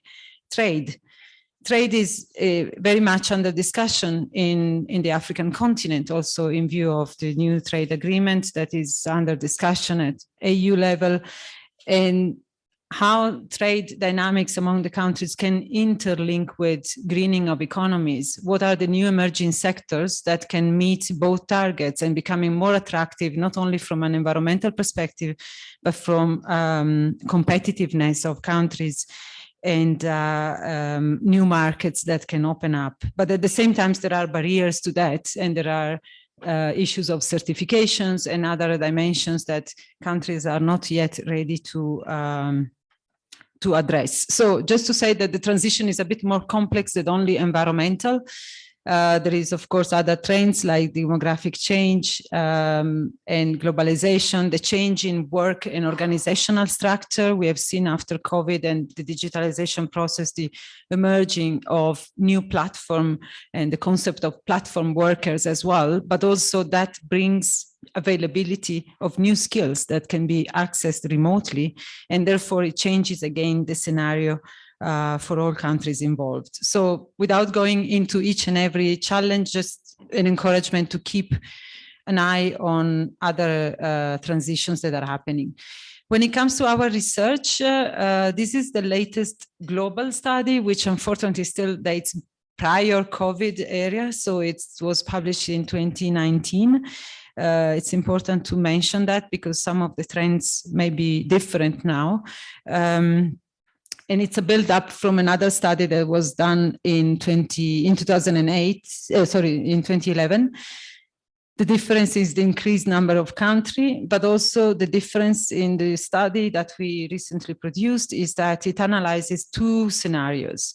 One is energy sustainability, and the other is the circular economy scenario. And again, this is to say that when we discuss greening, there could be so many different scenarios. Normally, our studies are based on a what-if scenario. So, for example, what is the type of impact on jobs if a country invests in a certain direction, for example, to keep the temperature below the target of 2 Celsius degrees, or in circularity of economies. And that, for example, refers to changing completely design and production at industry level, all the issues of embracing recycling, repairing, manufacturing, and the scenarios can be very different. So one question would be, what transition is under discussion in South Africa specifically? I know we talk about energy transition. It can be energy efficiency.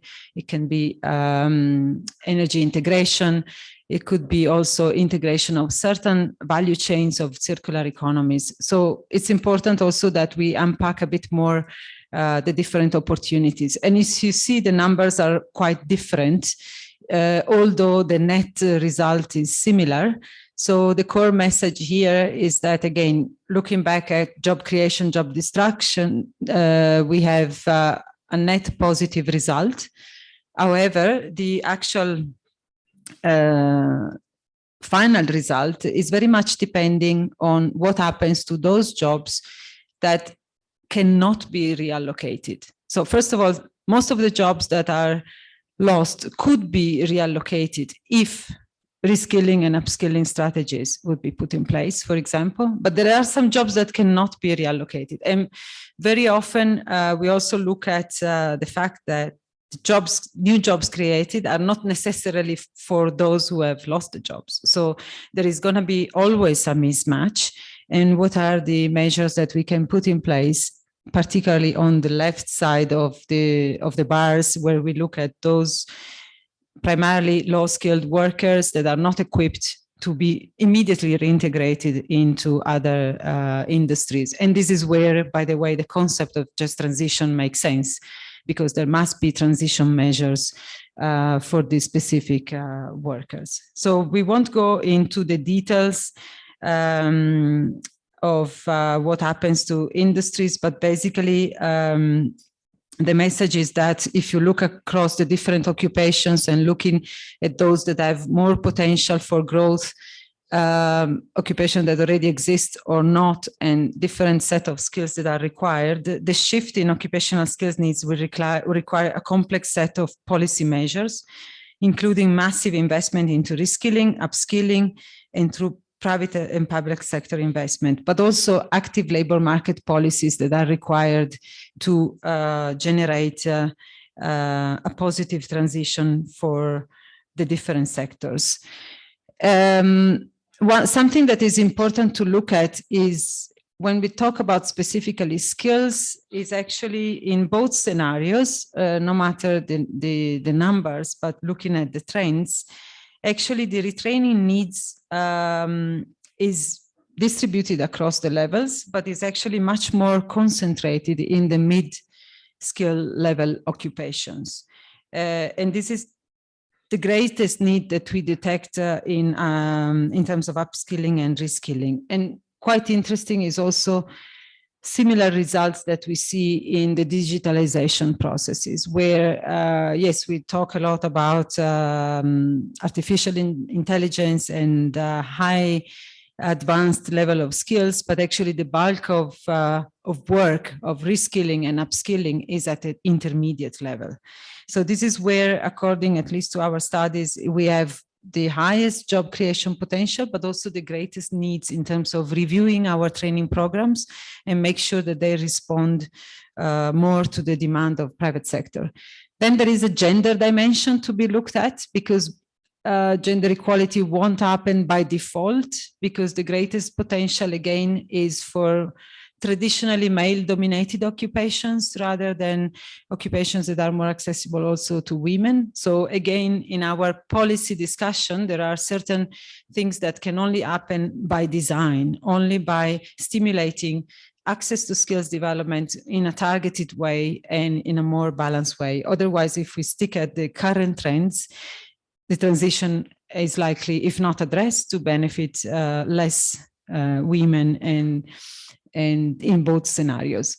Another core message is about, we are talking, I mean, what the study does, it overlaps the needs of both technical skills and core employability skills. And that's another important message, because the just transition requires both. I'm not going into, these are the list of core employability skills according to our organization. You will find, and now we are discussing also with Wits University to join forces in doing occupational analysis and job descriptions analysis. And you will find more and more often that in the vacancies, there are both technical and core skills in high demand. I won't go into that, but just to say, of course, this is quite obvious, but as we discuss skill strategies, we have also to take into account that the cycles are pretty different. The speed that private sector needs to integrate those skills into the economy is pretty fast. The cycle of a normal curricular development process takes its own time. So what do we do in between to make sure that we can bridge and anticipate the skills That's why we stress a lot on skills anticipation. So I would like just to flag that we are really having a few research projects in the pipeline with the Wits University and Real Center. Prisha will talk also after me. And one has been done already. It's a SADC study on the skills needs in 3 dimensions of energy: sustainable energy, energy efficiency, and energy integration. And the next one will be to call for a conference on a more in-depth discussion on skills for just transition. And I conclude with something practical that I would like to propose for discussion, or maybe it's of interest for the country. We've just come up with a toolkit because we are doing a lot of research. We have a lot of papers that says what we, to some extent, already know, which is the situation that is, I think, pretty clear to this audience. But what can we do in practice when we work with particularly technical education, vocational and training? It's a practical toolkit on how to approach the greening of TVET, not only TVET institutions, but TVET systems, TVET curricula, and it takes an holistic approach to curricula development, but to the development of competency standards, to the involvement of private sector. It's a step-by-step approach that we are launching now. It has been published recently, and we are proposing to countries to work on it and take it as a roadmap for further integration of supply and demand into the provision of skills for a green economy. It's available online, so I'm happy to share it or discuss more in depth. But let me stop here to give the floor to the next speaker, and then so I don't get the second yellow card. And then I'm available to answer question or go a bit more in depth if it's needed. Thank you.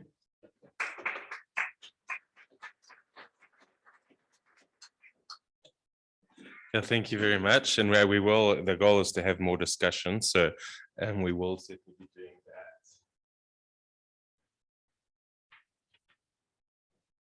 that. And so our next speaker is online from UNESCO, Mr. Boheni Chakrun, who will be, who's the Director for Policies and Lifelong Learning Systems at UNESCO, who's also going to give us an international perspective. Good morning. Thank you very much, and thanks to all colleagues. I have seen some faces that I met and that are close colleagues. So greetings from Paris to all colleagues in South Africa, and it's my pleasure to share with you some international perspective.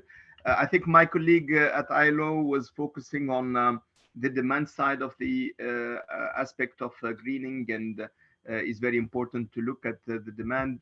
I will try to bring some additional aspect related to the supply side and placing also the discussion at broader education and training system, because there are articulations, there are pathways that have to be considered.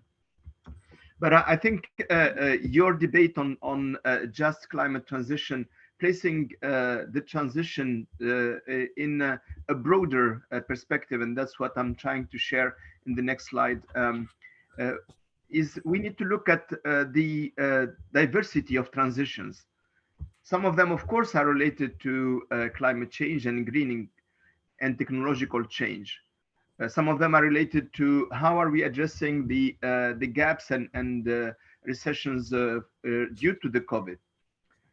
But there are other aspects that are important, and I think some of the discussion that I've seen earlier, and I was listening to your debate in the previous session, including in the chat, regarding the type of economies that you are speaking about, and an economy where we don't have any evidence of shrinking informal economy. I think it's very important that we take into account the both formal and informal economy, micro companies or micro activities, self-employment, and other dimensions that are also critical for the what we are calling just transition. So I think placing the discussion within this multiple transition is very important, and will be advancing the just transition aspect that you are highlighting in your debate today. Having said that, and if we move to the next slide, from our perspective, the greening transition and looking at the transition specifically when it comes to education and training. And if possible, that we move to the next slide. I would like to highlight, first of all, that your debate today is part of a global debate that is, and it's very important that you feel empowered also from a political capital that we are having at the UN level and at the level of the Secretary General statement that he made on Transforming Education Summit in September. And on that aspect, he was calling on urgent political imperative for our collective future. And I think it's very important that action at the country level will not be sufficient. It's about international cooperation, solidarity, some of them at a sub-regional level, like the SADC region, but it's also at continental level, Africa Union, and at the global level as we are discussing it. But the Secretary General himself has been, in a way, giving focus in the transformation of education to greening, to transitions, and also to ensure that what my colleague at ILO was referring to in terms of skilling, reskilling, and upskilling, and placing in a way the discussion in a lifelong learning perspective. I think that's very important also, and I didn't hear that in your discussion earlier, but maybe you started with that, is when we are speaking about skills, we need to place this in a lifelong learning perspective. And if you move to the next slide, I would like to elaborate on that. In 2022, the narrative that we had at the global level were about transformation of education and training and lifelong learning.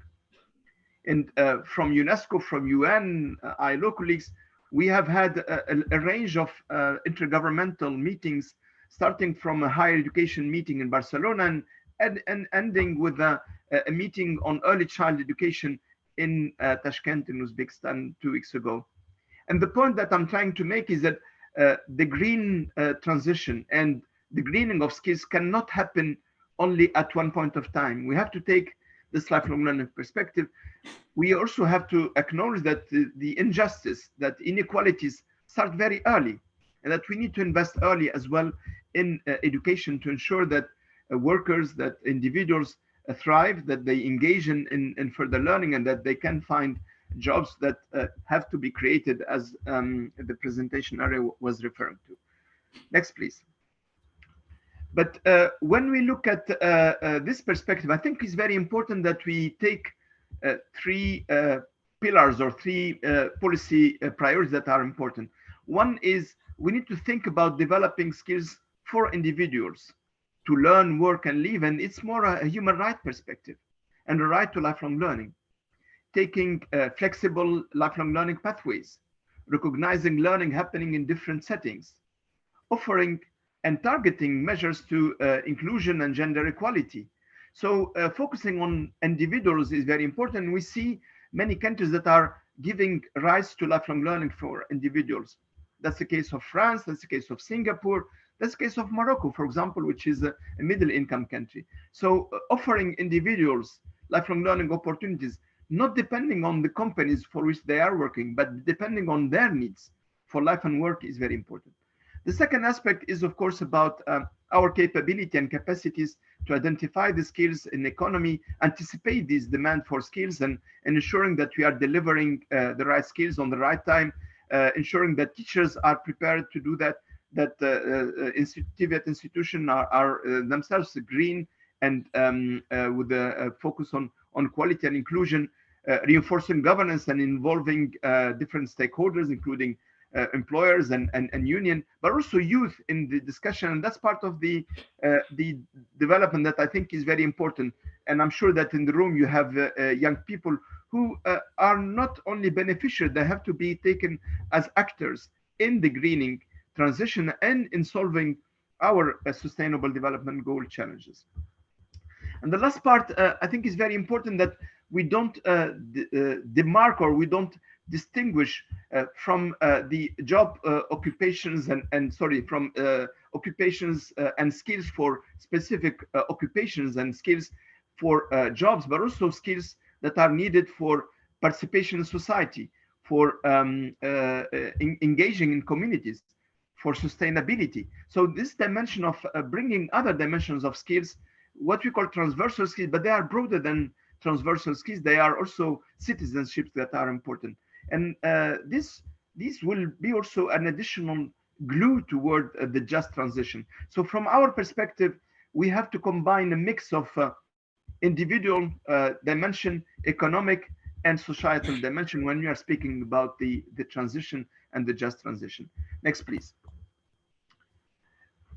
But when we look, and one colleague was mentioning earlier how we are dealing with the curriculum.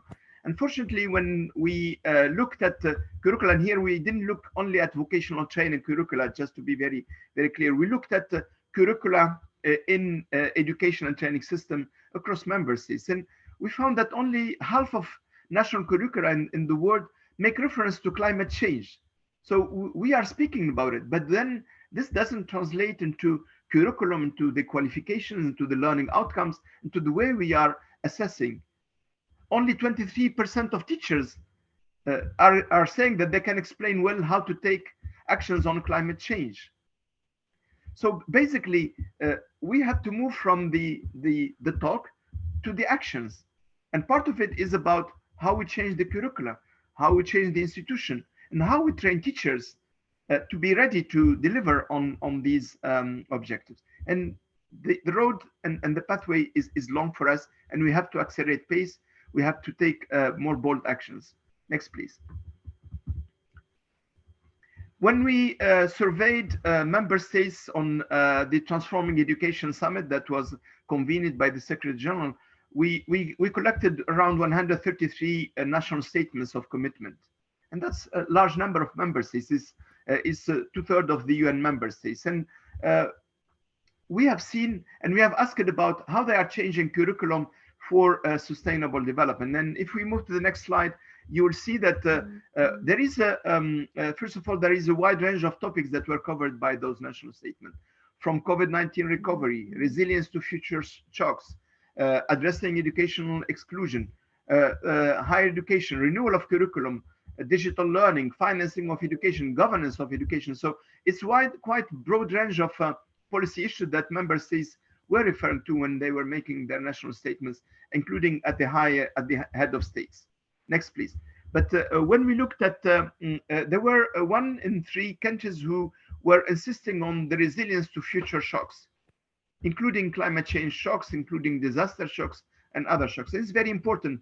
The resilience aspect is part of the transition, and it's part of how we are building our capability for transiting to green and just economies and societies. Next, please. But when we looked at, asked about the renewal of curriculum, we found that 70% of countries are suggesting and referring to the need to rethink curriculum content and methods. Almost 70% of member states refer to climate change education and the need to educate for sustainable development. 1 out of 2 countries were referring to vocational training as a mean toward better and future jobs, and that's part of the green transition.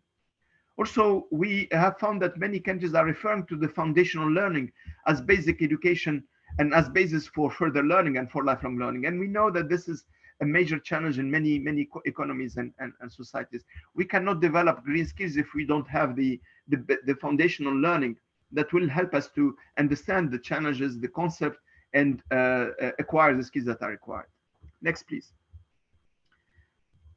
Also, I think it's very important to look at the role of universities in the green transition in terms of research, in terms of innovation, experimentation, and how this can irrigate and can feed into the entire education system and our quest on sustainable development. I mean, it's also amazing to see that in some countries there are challenges, for example, on water challenges, but you have no research on how to address the water challenge in the country and in the economy. What skills will be required? And that mismatch between demand and needs for sustainable development, for green and just transition, and the research that is being conducted is one of the challenges we see. Next, please.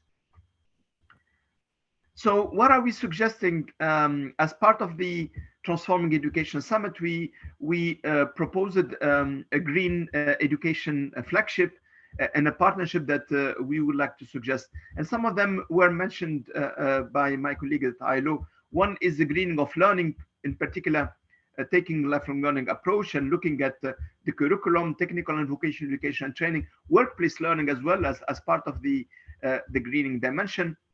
Greening schools and greening institution more broadly, education and training institution is an important part of the 4 pillars that we have identified.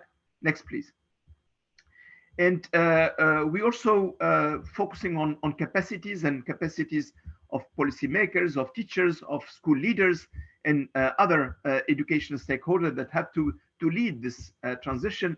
And then we think that it's very important to look at the communities and engage with parents, with communities, with of course the world of work and the environment of any education and training institution. So taking this broader ecosystem perspective is part of the greening education partnership. So this is an initiative that was launched in New York by the Secretary General, and of course it's an initiative that where we will work with many partners, including our colleagues at ILO, colleagues in UNEP and other organizations of UN, but also we would like to have member states in the driving seat, and that's very important for your discussion today. Next, please. So I would like to finish with the 3 main comments based also on the discussion I have heard. One is, and there was one aspect that one of your colleagues mentioned, is the work at municipality and working at the local level. And I think this is very important to take into account from national to regional to sectoral, but also community level and municipalities is very important. The second is that there is no transition and transformation without teachers. And it's very important that we invest in the teaching professional and teaching staff in working together. And the last is, and I think it was mentioned by the moderator and the chair, is that taking into account also the international perspective, cooperation and solidarity as a way to advance our agenda at the national level, but also at international level. Thank you very much for inviting me. And of course, I'm very happy to engage in the discussion and to listen to your debate further. Thank you very much.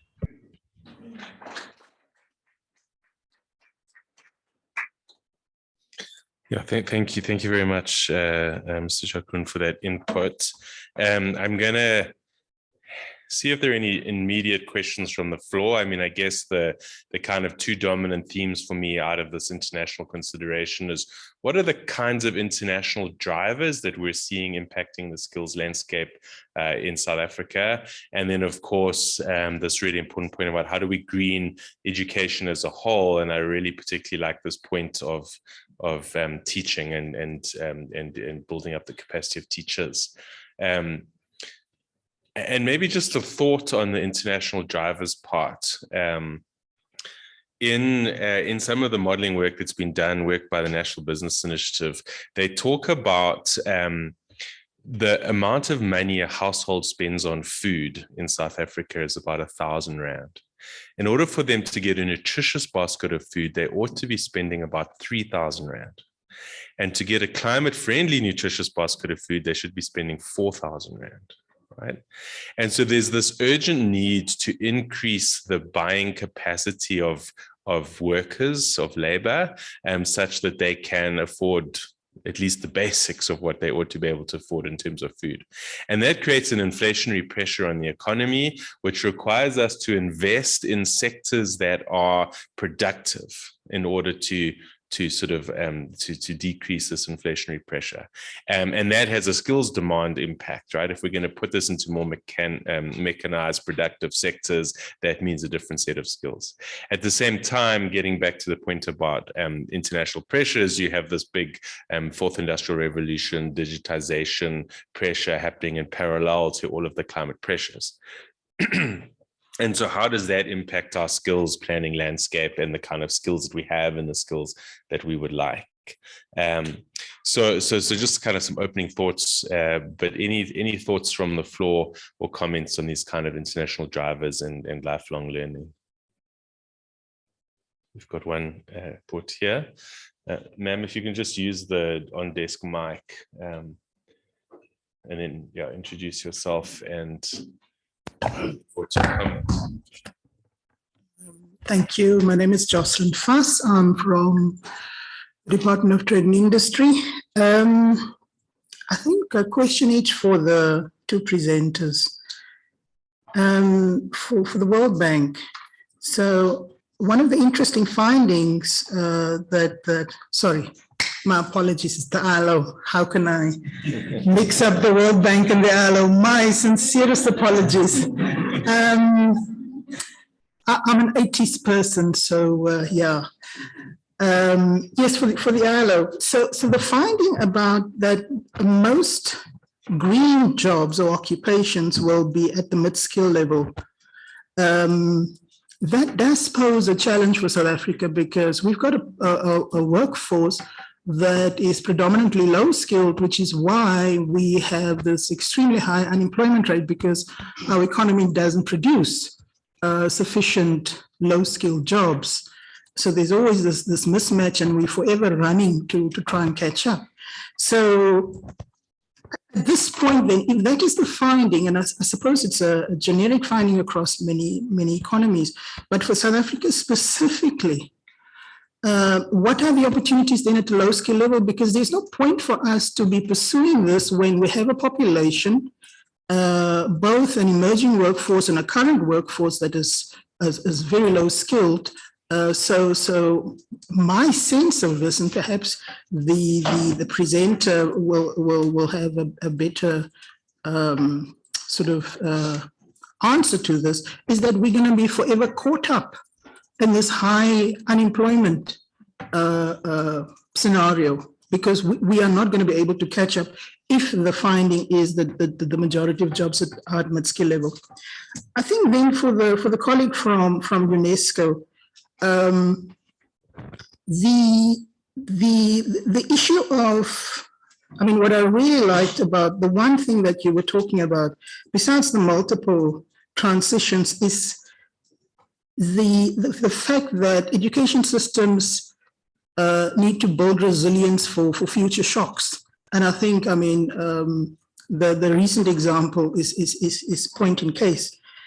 But my question is, I always feel that we use the phrase education and training very loosely, but they are supposed to be and, not or. And I'm wondering what is happening at global level to begin to build that connection and relationship between education and training. So in a country like South Africa, education, very poor educational outcomes at basic education level. Now, I'm a government official, I accept that point. It's true. We spend too much money, poor educational outcomes. So we spend all our money in post-school education to remediate what went wrong in basic education. So it is about time that the conversation should not be as separate, like even today, is basic education here? I don't know.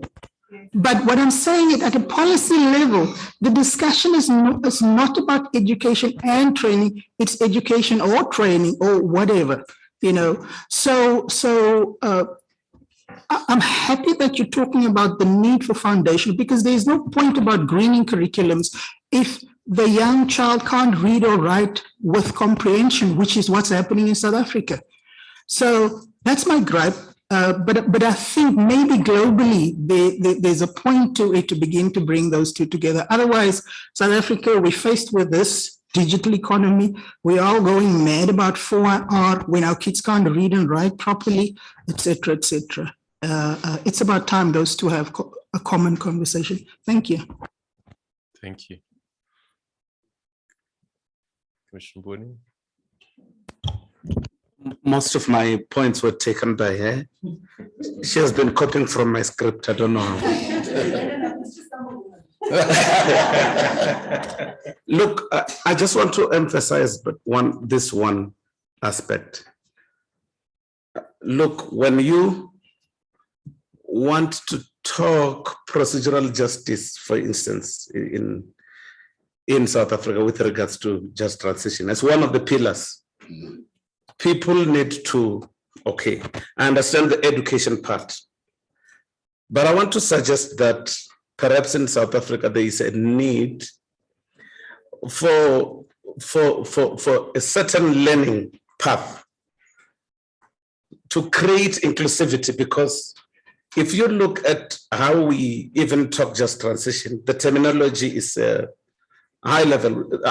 Suppose we need to break it down so that when you talk inclusivity, you don't talk the inclusivity of the elite, people who understand the concepts and all that, and then thereafter you say there is inclusivity.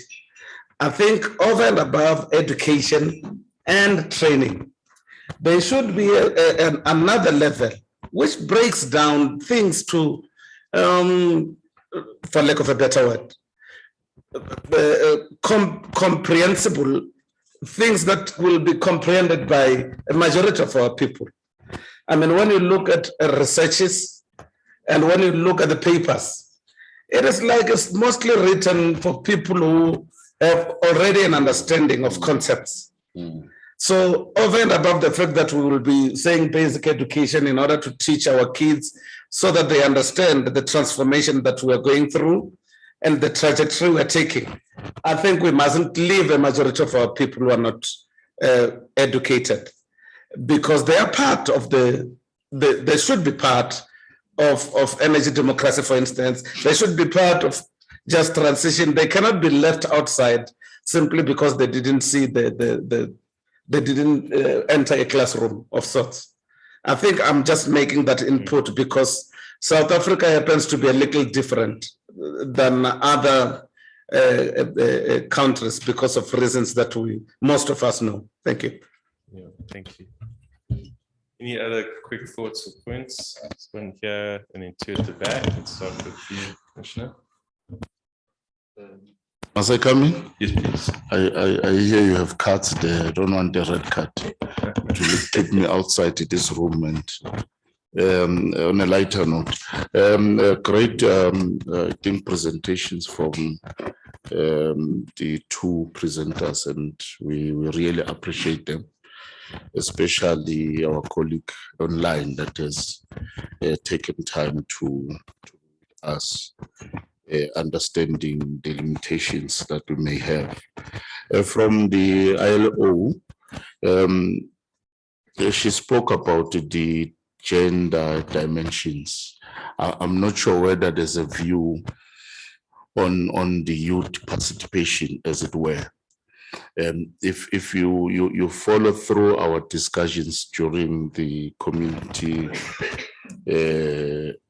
public participation, most were saying 5 years ago I was youth, but now I'm outside the youth category. And a lot of institutions are saying they're looking for a person that is between this 18 to 35. And that gap, I think it is creating us a huge problem.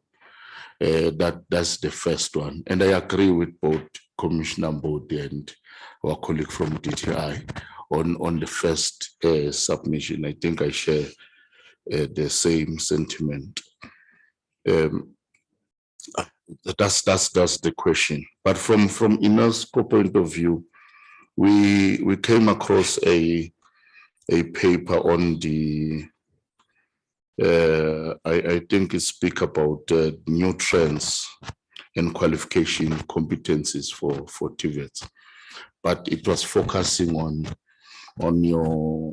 it gave a perspective for European TVET colleges. Great article, and it is precise. It also speaks to our issues in South Africa. I do not know whether have they, as UNESCO, because we've thrown a lot of lessons from their publications as well. Do they have anything specific for Sub-Sahara Africa, as it were? And we'll appreciate if they can share that with us. I'm interested in the cost for infrastructure improvement at both school level as well as your TVET colleges. You may wish for these good things, but if you're still using a chalkboard and the teacher is going to spend about 30 minutes trying to throw something that if you are beaming or using a board, you could do in 30 seconds. So, pardon me. So for me, that's the issue, the cost of infrastructure improvements. We higher education, and we were active in that space. We attended, I think the World Skills is just concluded now, and South Africa has been participating in the World Skills programs that were hosted by various countries. And I can tell you without any shadow of doubt, without anyone saying our education system is poor, our students can compete, and they gave the first world countries the run for their money. The problem then is, and I want people to hear me very well, is the, yeah, I see you're preparing cards, is the issue of technology as well, but issues of critical thinking is there. We addressed that. I think we will agree, because they can cope and compete. The last issue on the bridging the gap on between higher education and I'm raising these things because of an interest of time, and people can connect the dot where I am going. How then GDE, how then Department of Education introduced centers of specialization, and they found it difficult to implement because of the lack of funds. And I can tell you, program director, to say they have tried to bridge the gap. We have students that are producing solar cars. We have students that are coding now, coming from primary and high school. Why are the rest of the 8, okay, well, except for Western Cape, in some parts of Western Cape, not entire Western Cape, to say, and why are we not following a suit? Then that's the fundamental question. I'm saying these things are there, solutions are there. We can use Gauteng as a case, for instance, and I'm glad that I came across 1 or 2 of their projects. It's here in South Africa. It's providing solution for MEC and now premiers introduce what we call multi-certification, that a learner at grade 12 must also have your other skills qualifications. Why are we not doing it? Because it can address, but I'm saying if we do it, let's address the issues of skills for just transition. Thank you very much. Thank you. There were 2 hands at the back. You covered?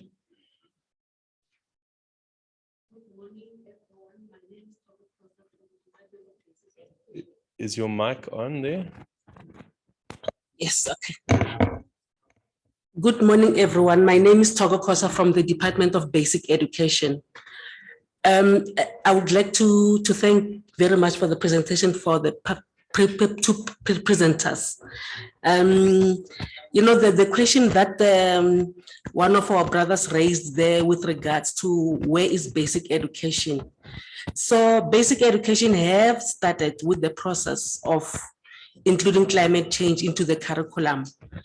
We actually have wanted to have this done by next year, 2023 implemented, but because of the processes that must be followed, it's only going to be completed in 2023 when there's a review of the new curriculum. So what we're doing is they want to climate change, ESD, and environmental learning to be a full-scale subject on its own in schools. So we are definitely doing something about climate change. Thank you. Thank you. Commissioner Leclerc. Thank you. Following up on my fellow commissioners' points there, procedural justice. We know that women are the backbone of any community, and I have not had much being indicated around how the transition is going to impact on women who are at the bottom. The case studies that were presented on Poland and the US, though the context is different, it would have been interesting for us to learn what the gender preferences, or maybe that report be segregated to say this is what young people are saying, this is what women were saying, so that at least we can learn from that. And I'm raising this with the assumption that most particularly in the hotspot of Mpumalanga, there's many women there who are involved in indirect jobs, and they are en masse in those indirect jobs. And so that would have been important, particularly also that whenever we think of education, the women should also be part of that and not just think about youth, because this is a section that would assist in driving the transition at any locality. Thank you. Thank you. So I think I'll give the speakers an opportunity to respond at this point. It's Alice. I got it wrong the first time, possibly also the second time. Awesome. Yes. Thank you. It's just a bit sitting a bit far from the mic. I hope you can hear me. Maybe starting from the first question. Okay, we should have a bit more time to unpack the data, because there are also different messages when you read the data that can come across. So one thing that emerged from the skills analysis, and then maybe I go back to the green jobs analysis, from the skills analysis is that most of the transformation in terms of job creation and reallocation opportunities happens at the mid-skill level. That doesn't mean that nothing else happens at the other levels, but that's an important message, because basically it says that at the mid-skill level is where we need more reskilling and upskilling. So it's actually a twofold, two-side, let's say, opportunity and challenge, no? Because it's where most of the changes happen, but also where most of the upskilling and reskilling is needed. At the low skill level of occupation, we have less adaptation needed, and perhaps limited to environmental awareness, but basically the tasks to be performed, if you are a low-skilled worker, won't change radically in the transition to a green economy. Now, the challenge, I think, is when it comes to the job creation targets. So, and that's why I said it's important to look at the what-if scenario. What is the scenario that South Africa is designing? Because we are talking about circular economy and energy efficiency and sustainability. These are two scenarios that we analyze globally, but there could be other scenarios that focus more in the industries that can generate jobs. So I think the starting point would be, where are the employment opportunities that can be unlocked in South Africa? And I think, again, going back to the analysis that we're having now at SADC level, I very much like the value chain approach that we have taken, because very often the bottleneck in these transitions is that production remains elsewhere. And production is where you can unlock all these low-skilled opportunities as well. So if we bring the entire value chain here of renewable energies, for example, and certain type of renewable energies that is not only solar, we have many other sources of renewables, then it's where you can unlock the job opportunities, and then you can look at a more comprehensive scenario.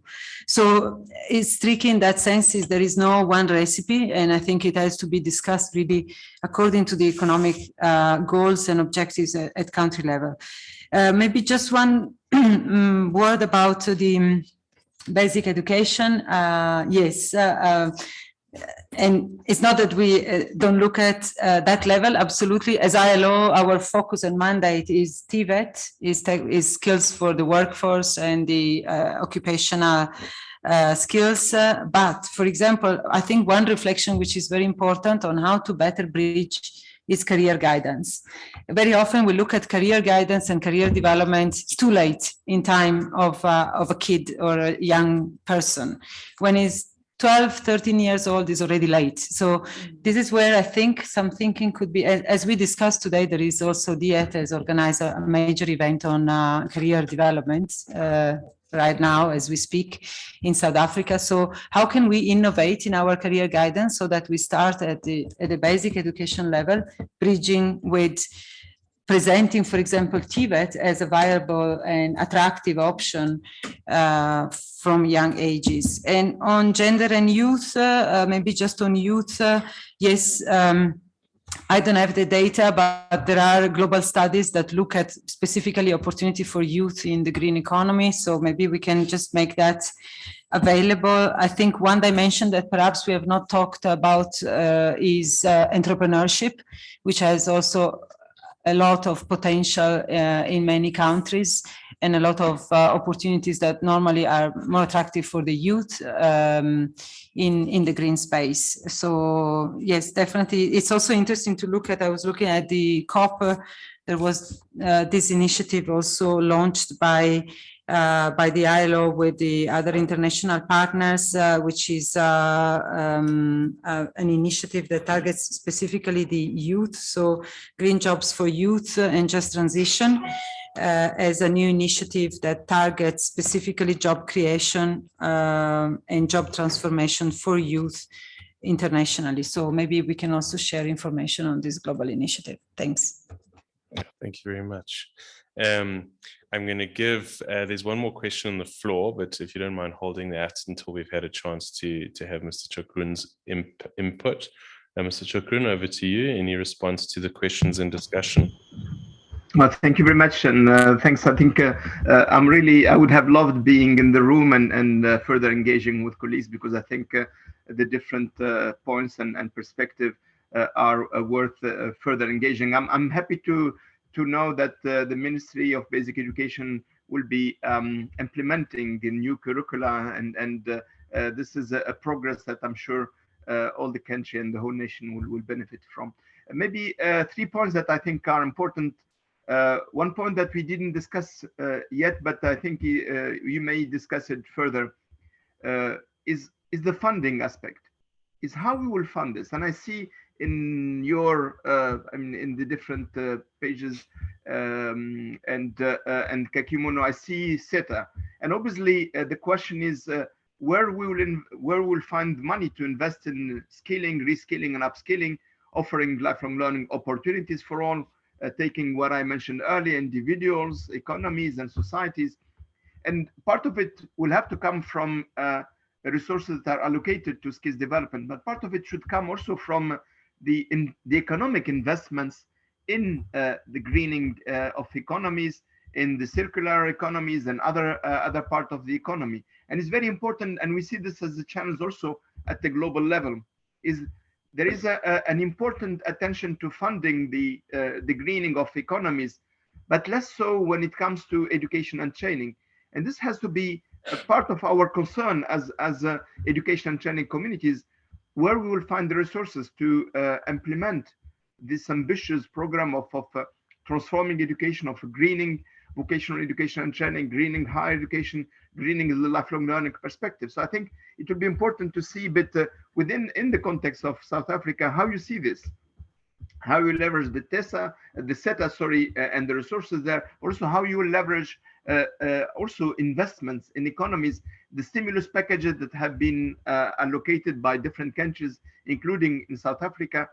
In the broader stimulus package, when we looked at how much resources are allocated to education, we found that it's less than 3% globally. Of course, there is variation across economies and countries, but very little is allocated in the stimulus packages, which are huge, into education and training. So I just wanted to highlight that it's very important that we speak also about what resources will be allocated and where the resources will be found.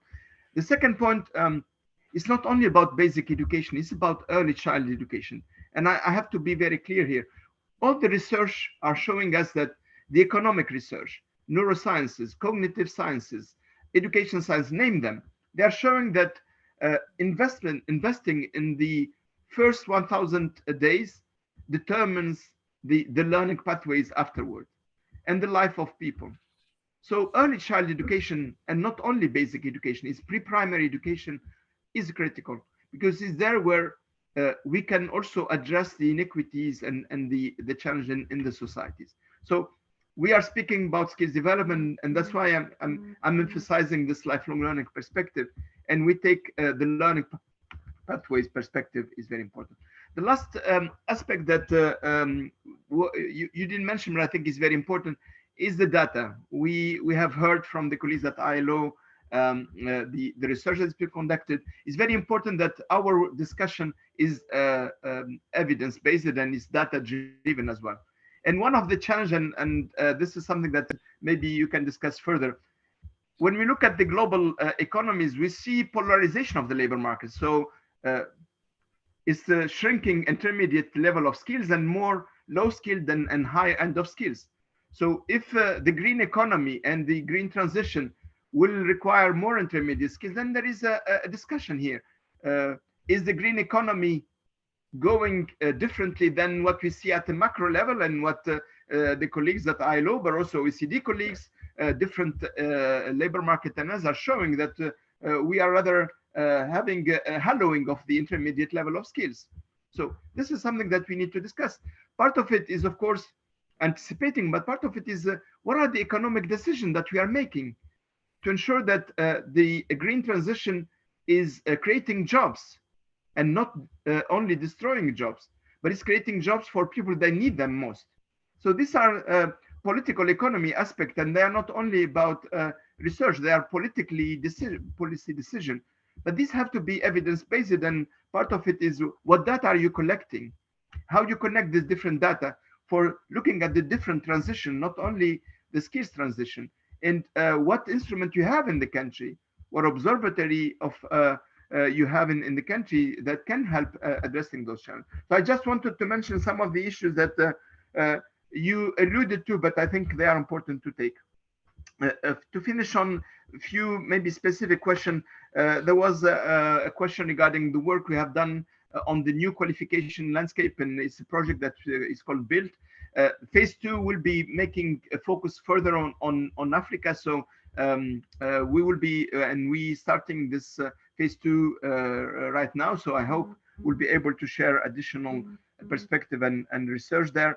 And on the gender aspect, I think all the data shows that gender equality is a challenge across the borders. Some of them are related also to boys' disengagement from labor market and from education. So I think we have to take also this perspective in looking at how we will address from a policy point of view. Maybe the last point is when we look at holistic policies is very important, but then at the end, policy is also about prioritization. And the question is, in the just green transition, where is the priority that you are putting as a nation? It can be regional priority, it can be target group, it can be a form of training and learning, it can be form of economies. So I think part of the discussion is also where to prioritize and where to start, and what will help advantage the disadvantages. And this is something that probably you will discuss further. Thank you very much. Yeah, thank you. Thank you. That was very helpful. I mean, this idea of how much of these economic, socio-political choices are actually choices that we make, and how much of them are just exogenous risk that will be imposed on us by a global economy. And therefore, these questions about skills, and are they mid-level skills? Can we create an economy that, is it possible in the modern age to create an economy that is driven by low-skilled industry? I mean, these are questions I think we still have to grapple with. There was one comment that wants to be made at the back quickly. Thank you very much. My name is Shana Mazam from the South African National Biodiversity Institute. So I'm very encouraged that in this conversation, we're bringing up basic education. So I think for me, that's a very, very encouraging point, because it's actually the foundations and the basis of which society, that evolves. So just to say, I mean, obviously, we're seeing workers in the context of skills and work, but also we need to be mindful also of the fact that workers have families. and workers, you know. So as we're talking about the just transitions and where work will happen and, you know, in what kind of work, we also need to think about these families of the workers, particularly the children. And if we are looking at, you know, where will children live and learn in the future, what kind of careers will they be transitioning into? Or what kind of world of work are they actually going to come into? It has quite important implications then in terms of the context of basic education, of where they're planning, in terms of schooling, you know, where to build schools, in terms of the infrastructure, et cetera, et cetera. And so also going further into that, I'm not sure how many people might be aware of the 3 streams model that the Department of Basic Education has now adopted. And the 3 streams model has the vocational, the occupational, and the academic streams. And within the occupational field, there are 32 new subjects that they're dealing with. And it's important for us to perhaps think about in this forum how we work with them with regards to the new subjects in the occupational field and in the vocational field that they're looking at, but also how it's coming into the, into the basic and academic stream. Also, we know that they have, you know, different ways in which they're working with entrepreneurship, so we can think about that. But I also wanted to say, ECD in South Africa falls within the DBE, the Department of Basic Education. ECD is also an important responsibility there. So I think your point, the point that was raised around ECD is quite critical for us to consider. But I think at the same time, I also want to say we do have a program in South Africa for teacher education that has been launched in 2014 and that has been happening, called the Fundisa for Change, which is a sector program around improving environmental learning. And we've been doing a lot of work in terms of climate change. And there's a lot of learning and a lot of research that has happened. It's included into the UNFCCC report and as a flagship program in the country. And also at the same time, it's being included into the adaptation strategy for the country as a possible program for scaling. So I just want to put it out there. It's a sector program. Thank you. It's helpful to know. Okay, so we are there. Thank you to our 2 speakers. Really appreciate those international perspectives. Thank you for the time that you've taken. And we're going to do a rapid fire set of presentations now, looking at some of the local things that are going on. And so we have 3 speakers. We have Aradhana Pandaram, Acting Research Group Leader at the CSIR. We have Prisha Ramsarup from WITS, the Future of Work Program. And then we have Anthony Hever from the National Business Initiative, all doing practical local South African work. And so they'll have sort of 10 minutes each to share their thinking, and then we'll have a little bit more time for discussion prior to lunch. So I'm going to ask Aradhana to come up first quickly, and looking forward to what you have to say. Thank you.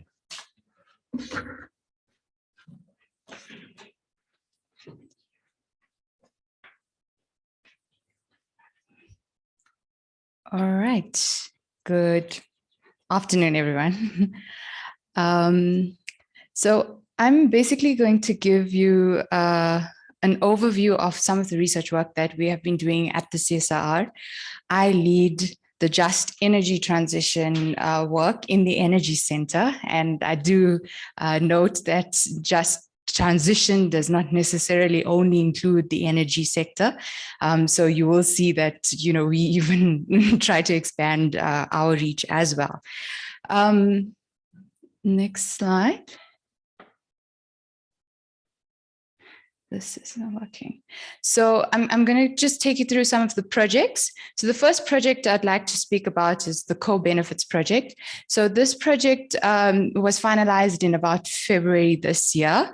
It basically looked at Mpumalanga, zooming in on the province and trying to identify, if you go to the next slide, you'd see the objectives of the project was to try to look at various scenarios of implementation of renewable energy in Mpumalanga, what the employment effects would be, what the skills development needs will be, and some industrial opportunities that can emerge from there. The objective and outputs that we were aiming for was trying to actually look at the policy recommendations for policymakers relating to the socioeconomic effects that were going to emerge from the renewable energy deployment. And then some of the important actions or impact actions that could be taken forward for the province. So if you look at the next slide, I'm just going to touch on a few things on each slide. We're saving more time for discussions. These presentations will be shared with everyone. So this slide just shows, in terms of the integrated resource plan for the country from DMRE from 2019, what the job creation and job losses and job gains would be in the electricity sector. So this is just relating to the electricity sector. You can see that there would be about 46,000 jobs lost from the decommissioning of coal-fired power stations. This is direct and indirect jobs. And then there would be a net gain of about 35,000 jobs. But again, we're hearing this, I think it's the same story that we're going to hear the whole day. We don't know where these jobs are going to be. It's definitely not in Mpumalanga, because we have the Renewable Energy Independent Power Producer Procurement Program that was developed in 2011, somewhere there. And yet we do not have one solar or wind farm in Mpumalanga as we speak. So that is the issue, and that's the problem that, what was identified as part of this picture. If you go on to the next slide, I think. So we also just dug a little bit deeper in terms of the skills kind of audit, if you may say, in Mpumalanga, trying to get some data that we could from coal mines and coal-fired power stations, because that was the study area. And as I think it has been mentioned, Mpumalanga has a lower skills level than nationally. That's one of the difficulties that was emergent. And then you can see that, in terms of the skills levels from the coal power stations versus the coal mines, the power stations have higher education levels than the coal mines. I think it's a given, we knew this. But I think this is just an indication of what we need to prioritize going forward and what needs to be done in the province. Moving on to the next slide. So if you look at the high impact actions for the whole study, so again, remember that this was an assumption on different scenarios of deployment of renewables in Mpumalanga. And as I've mentioned, we've not deployed any there yet. But some of the high impact actions for the deployment and enabling this in Mpumalanga has been identified. Specific to skills development, looking at TVET colleges, I think, again, I'm going to speak about what has been said already. Childcare facilities near training centers. So this was one of the actions that emerged from trying to embed women into the value chains of renewable energy. It was indicated that women do not attend these education training and try to capacitate themselves because of their children, and this facility is not actually being available to them. So that was one of the actions that were highly recommended, to actually embed women within these programs. And then entrepreneurial development, it says for women, I think for everyone, we can realize that is a need there. The next slide. So this is a reskilling project. So this was called Reskilling Lab. It was in consortium with the Race for Africa. They were the leaders on this.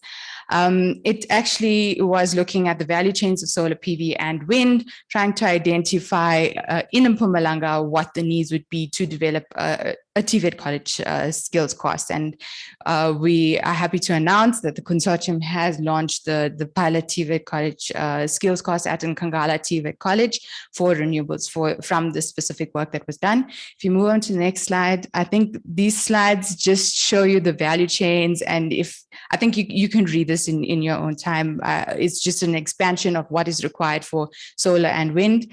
I think if you go 3 slides more, because it's the wind and then the solar, and then this is just the skills requirements.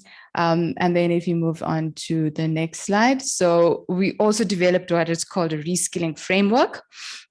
And this was basically looking at what would be required for reskilling. I think we then quickly realized that reskilling was not the low-hanging fruit. That is why we developed the new skills course at the TVET College. But if you do require a reskilling kind of approach, then there are quite a few measures that need to be put in place for you to ensure that you can actually do that. On to the next one. So this is a repurposing project. This was in collaboration with EU Commission. So here we developed a multi-criteria decision analysis to determine what repurposing options can be prioritized for coal mines and coal power stations. Moving on. So on the slide, we did indicate all of the options from the multi-criteria decision analysis, taking into account the technical, social, economic, and environmental aspects, quite a few aspects, if I may mention, and looking at specific technologies that may have been deployed elsewhere in the world, as well as spoken of in South Africa. And these are the results. So I am taking this work forward to look at the holistic cost-benefit analysis for three specific options at 2 specific power stations. This has been generously funded by AFD, and we're going to be starting that work soon. Next slide. So this was another project. So this looked at economic diversification options for Mpumalanga. And this basically, the report details all of the options that could be considered in the various sectors, and the enablers and barriers to these options. And in some way, I think if you do kind of look at them, you could see what could be prioritized from an economic diversification perspective.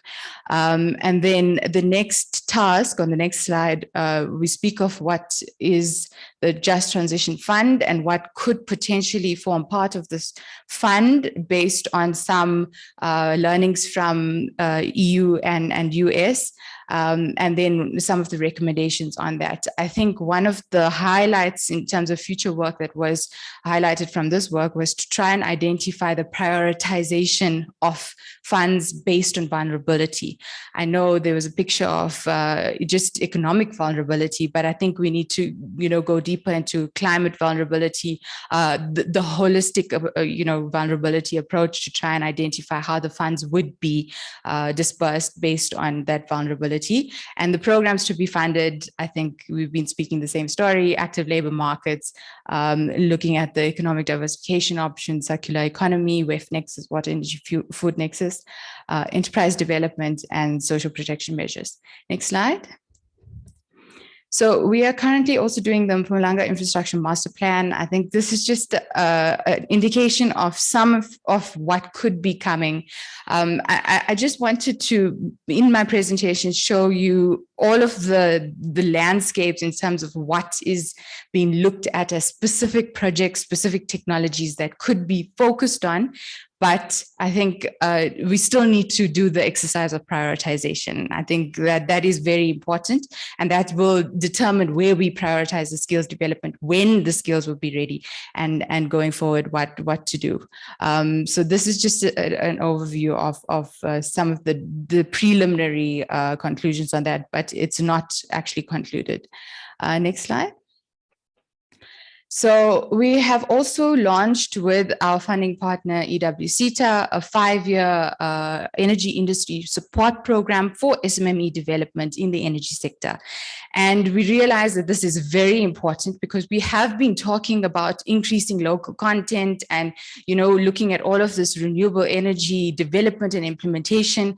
But it's pointless having a rule and not being able to meet the requirement of the rule. And this is one of the ways that we're trying to fill that gap because enterprises do produce most of the employment in the country. Over 60% comes from SMMEs in South Africa. And this is a two-pronged approach. And if you do want to find out more information about this, you can contact me. Next slide.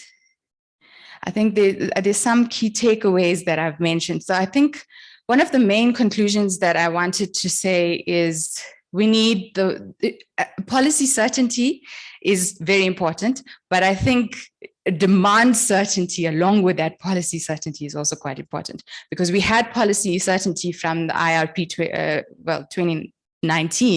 And if you look at the reprogram, 5 years ago, we had many assemblers in the country for solar PV modules, and they actually left the country because the program was halted. So the policy certainty was there, but the demand certainty was not. We're speaking about green hydrogen. There's so much of talk about green hydrogen. There's no long offtake agreement.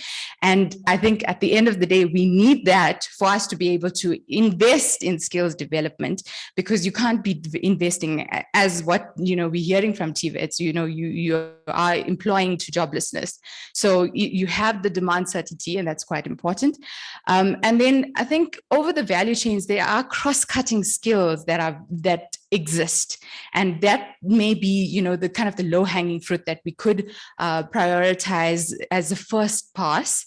I have mentioned quite a few relating to the renewables. So if you look at the construction jobs, the financial services, health and safety officers, there are specific low entry level skills that are the low hanging fruit that we can actually embed in. I think one of the interesting things I saw is the most of jobs in South Africa actually comes from the services industry. And maybe, we could look at that sort of approach to developing these skills. And again, I think there's a lot of things being spoken about: the economic diversification options, circular economy, water and food nexus, green hydrogen. The prioritization plan needs to be there, and that the skills development must come from there. If you go on to 2 slides further, I think this is just future considerations that were mentioned. One thing I did not mention is the capacity building that's required for municipalities. That is very critical. We need to create the enabling environment for us to actually implement these projects. You can't be implementing projects without them not knowing how to permit and that sort of thing. There's also decision making that needs to happen at municipal level that's not been spoken of. And then, I think as the early childhood development was mentioned, the mindset change. I think that is quite important. Now we speak about children and early childhood development. The children still think, no, maths and science is too hard for me and I won't go into that. But we need to change that mindset and move them towards thinking in that way. I don't know how, but we can. And we also need to think about the technology development, IP development. Transmission and distribution from an ESCOM perspective, nobody's talking about this. We need a lot of grid capacity. We need a lot of designers for that. We're moving towards distribution system operators and market operators. We need to design in terms of decision-making as well as implementation, but we're not talking about those things. So that is just some considerations. Thank you.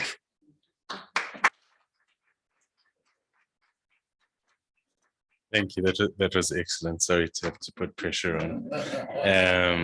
And on that last point, we completely agree. I think this transmission distribution conversation is completely underbaked at the moment. So our next speaker is Dr. Ramsarup from WITS, and thank you for your input. Thank you so much. You control it. Clickers here, but I think it's probably easier if you just ask them to move it here. Right. Hi, everyone.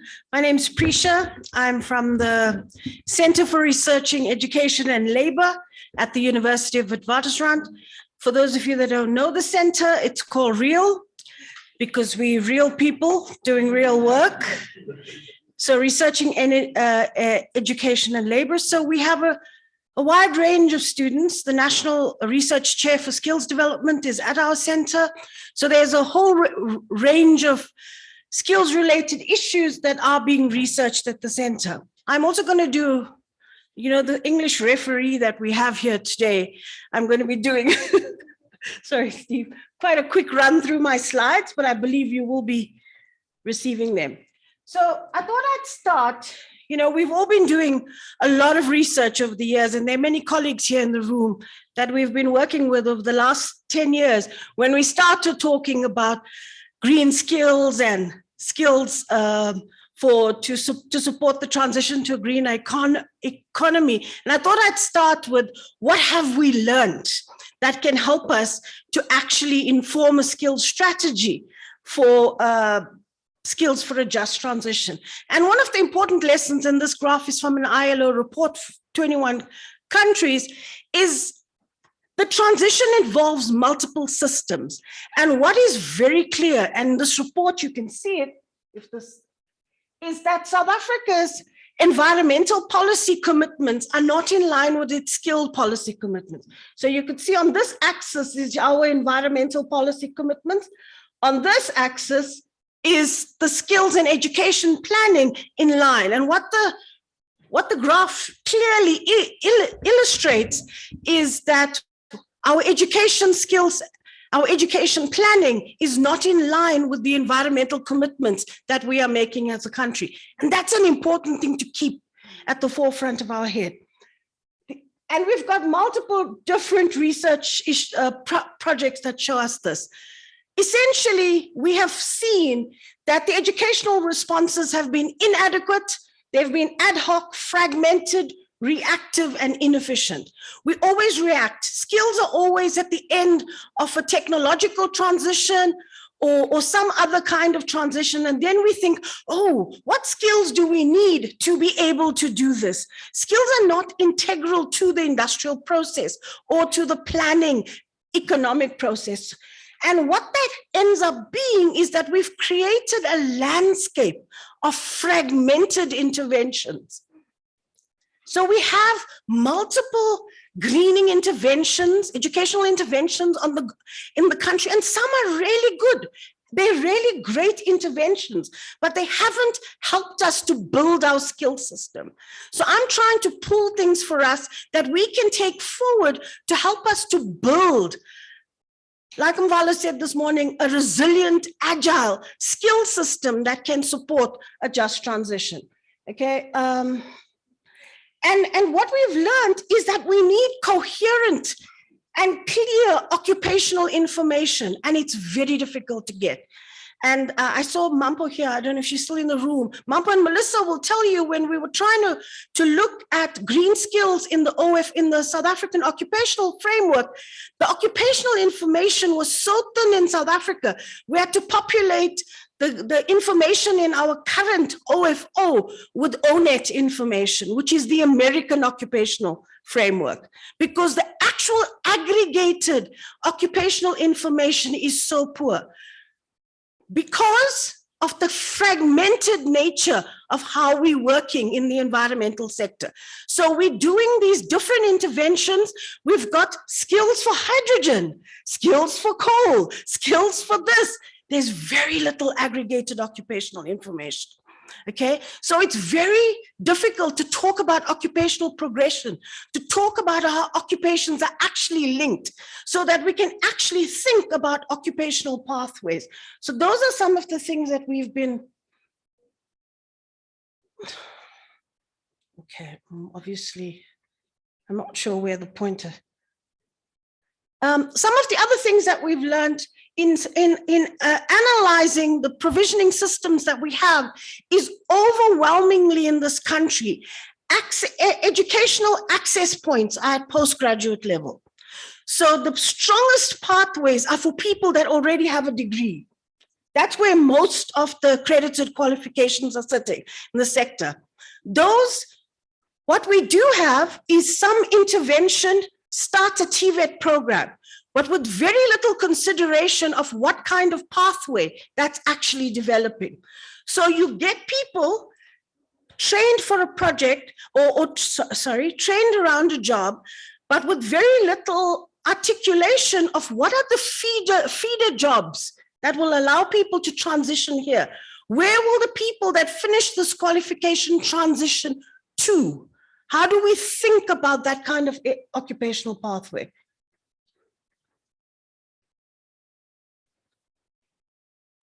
Okay, I'm obviously, okay. So I think that one of the big challenges, and we've discussed this a lot in the skill system, I'm already yellow carded, okay, is that environment is regarded as a cross-cutting issue in our skill system, and rightly so, okay, because it doesn't belong to one sector, all sectors, but the skill system doesn't have it lacks capacity to deal with the cross-cutting issues. And that's why many things fall with the cracks. And we've been making the argument for 10 years now about a coordinating mechanism for green skills, skills for a just transition. How do we coordinate this? So we move beyond the fragmented picture that we're actually trying. If I can show you quickly what we've been learning is that to build a systemic approach around understanding transitioning, okay, we need to be able to do it at a multiple level. And in our research, we've worked out that these are some of the levels that we've started to investigate and build around a green transition that will help us. We've also, sorry. We've also been working in order, saying that these jobs will change doesn't really help us, okay? Because employers don't understand what about the job is going to change.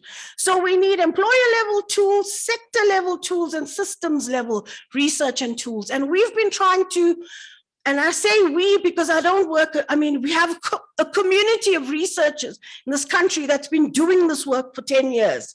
Okay, and they've been working with multiple colleagues at DHET, trying to look at what are the sector tools? How do we pull our research and actually develop tools for CETAs to use? And you'll see in one of my slides here, there's actually a toolkit for CETAs. Okay, so one of the pieces of work that we've been doing, and Alicia alluded to it, is how are occupations changing?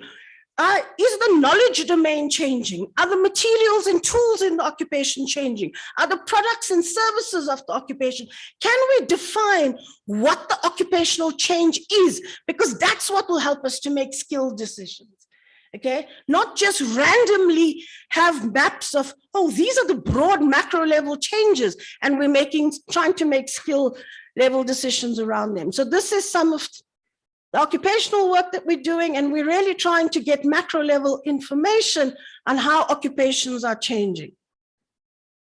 So we've been trying to understand at quite this is work that we're doing with the ILO around the energy transition, and actually trying to pinpoint who are the jobs, where are the hotspot areas in the energy value chain? Who are the people that work in those hotspot areas? How will those jobs actually start to change? And actually do that occupational analysis work. And I think the other work that we're doing with Wendy. But now the research work that we're doing is what kind of skills planning methodologies and models do we need for a just transition? And we've been working with colleagues. We've got 4 case studies that are set up, trying to understand what will a bottom-up approach to skills development actually mean, okay? And not starting from the labor market and the economy, actually starting from communities, places, and people. How do we think about connecting living, working, and learning in a place? And from thinking about people living, working, and learning in a place, how do we map a skills ecosystem? Who are the players in that skills ecosystem? How can the skills ecosystem work? And we've been working with this idea of a social skills ecosystem, drawing the vertical and the horizontal. I'm very happy to share some of this work, and you can see that we started to write it up. The book on those 4 case studies is actually coming out at the end of January, but we're happy to share some of that work. So we've been trying to work with how can we look differently at skills planning with the aim to strengthen the skills system so we have a more resilient, coherent, not an intervention-based approach to how we're looking at skills for a just transition. Thanks, Steve. I didn't get red card.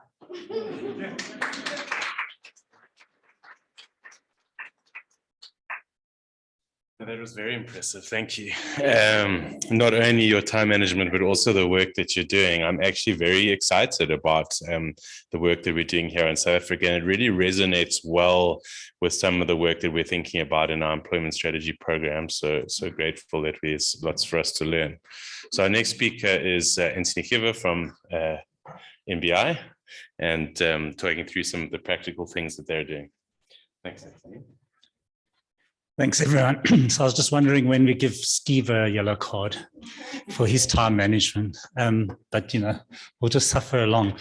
Thanks, and it's quite interesting. I was in a room yesterday with on the green hydrogen strategy. We were releasing a report on green hydrogen and the DHET system, and it was a very different room.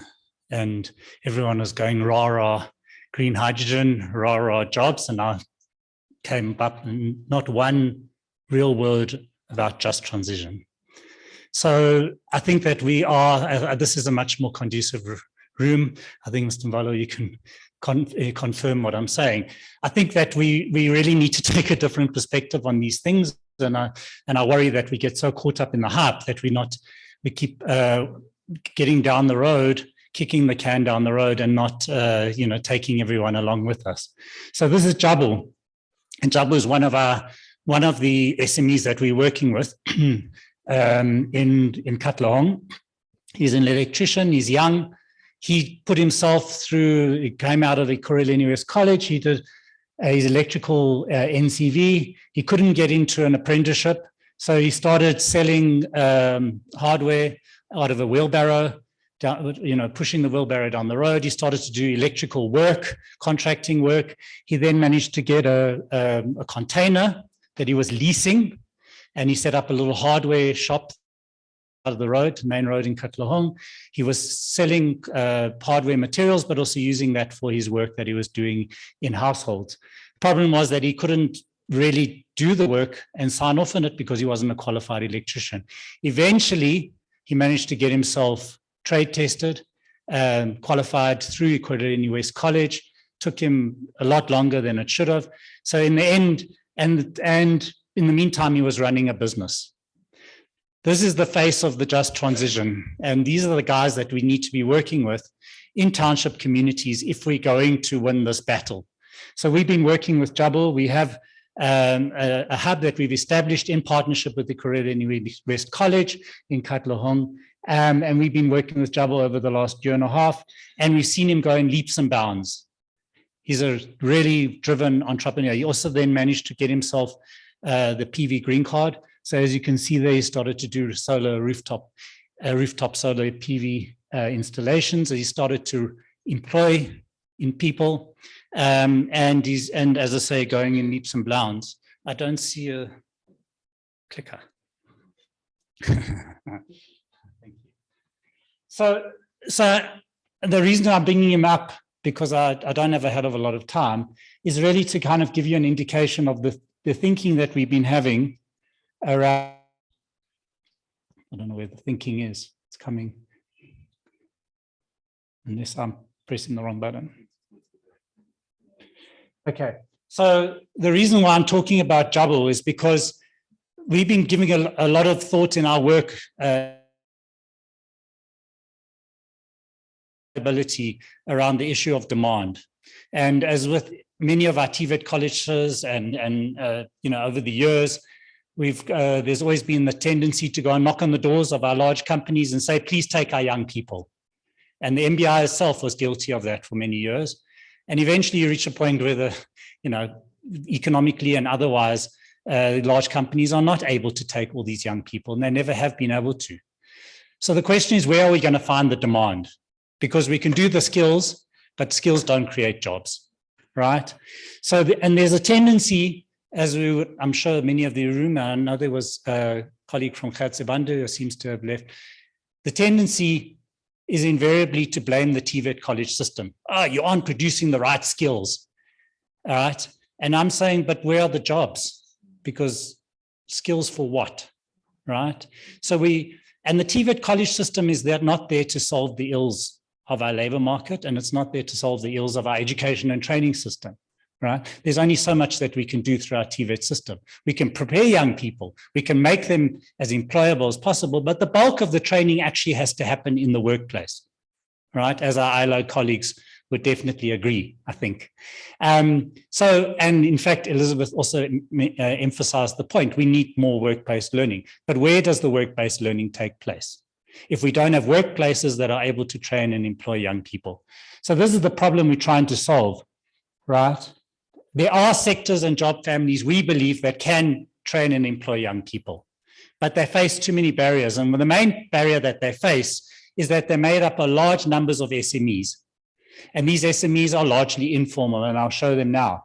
So how do we address that structural inequality where we've got large numbers of SMEs operating in the informal sector who are not creating jobs, right? And we spoke about the large numbers of SMEs. Yes, we know that, but they're not employing. I'm going to turn it back on you. And so if we don't address that, how do we unlock the full potential of our SME sector to be able to create jobs going forward? And it's going to get worse as we go through this transition because we can't even get the base right. And I'll show you what the base looks like. So we need to address these structural inequalities if we're going to make sure that these technologies become accessible and form part of the markets in which our large informal economy is participating. So if someone can move it to save time. So we know that SMEs are the key, right? Because we've done this analysis and we've seen that in many of the key industrial sectors that we're working with. We call it IRM, installation, repair and maintenance, because we're not just about artisan trades, we're about artisanal skills, because it's not everyone is going to be a qualified artisan at the end of the day. So, we can see that in these SMEs that's where people are working.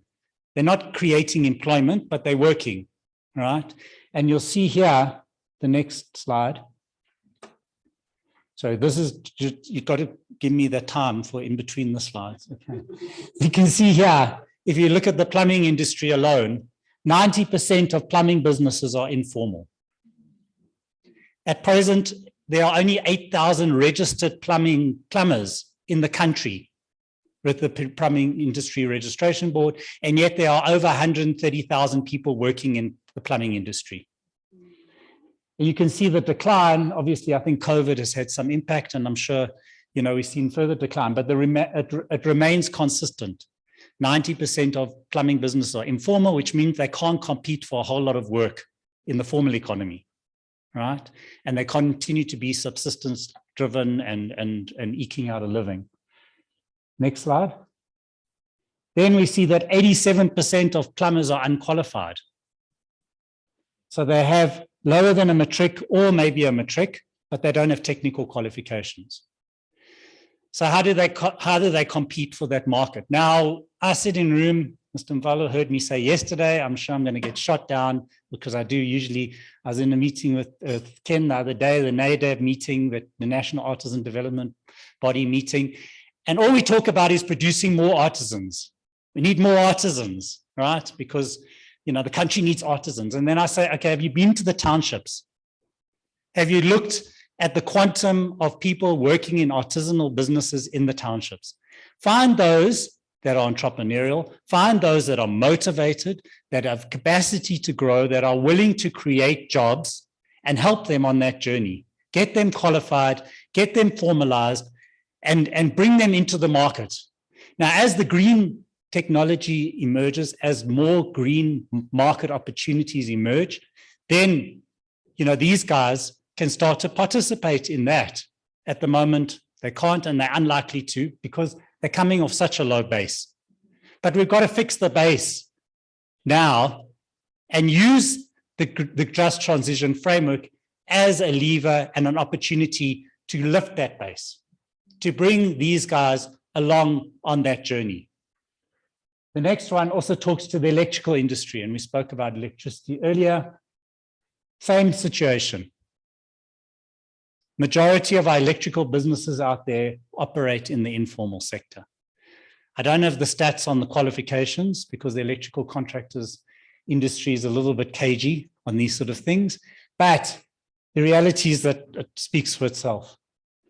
So if we had to look at it more broadly, right, at the bottom there are a whole lot of industries where we have this same scenario. Lots and lots of informal SMEs operating, small and micro businesses, informal, doing informal work, locked into a township economy which is not producing opportunities, right? Because of the nature of the linkages into the markets.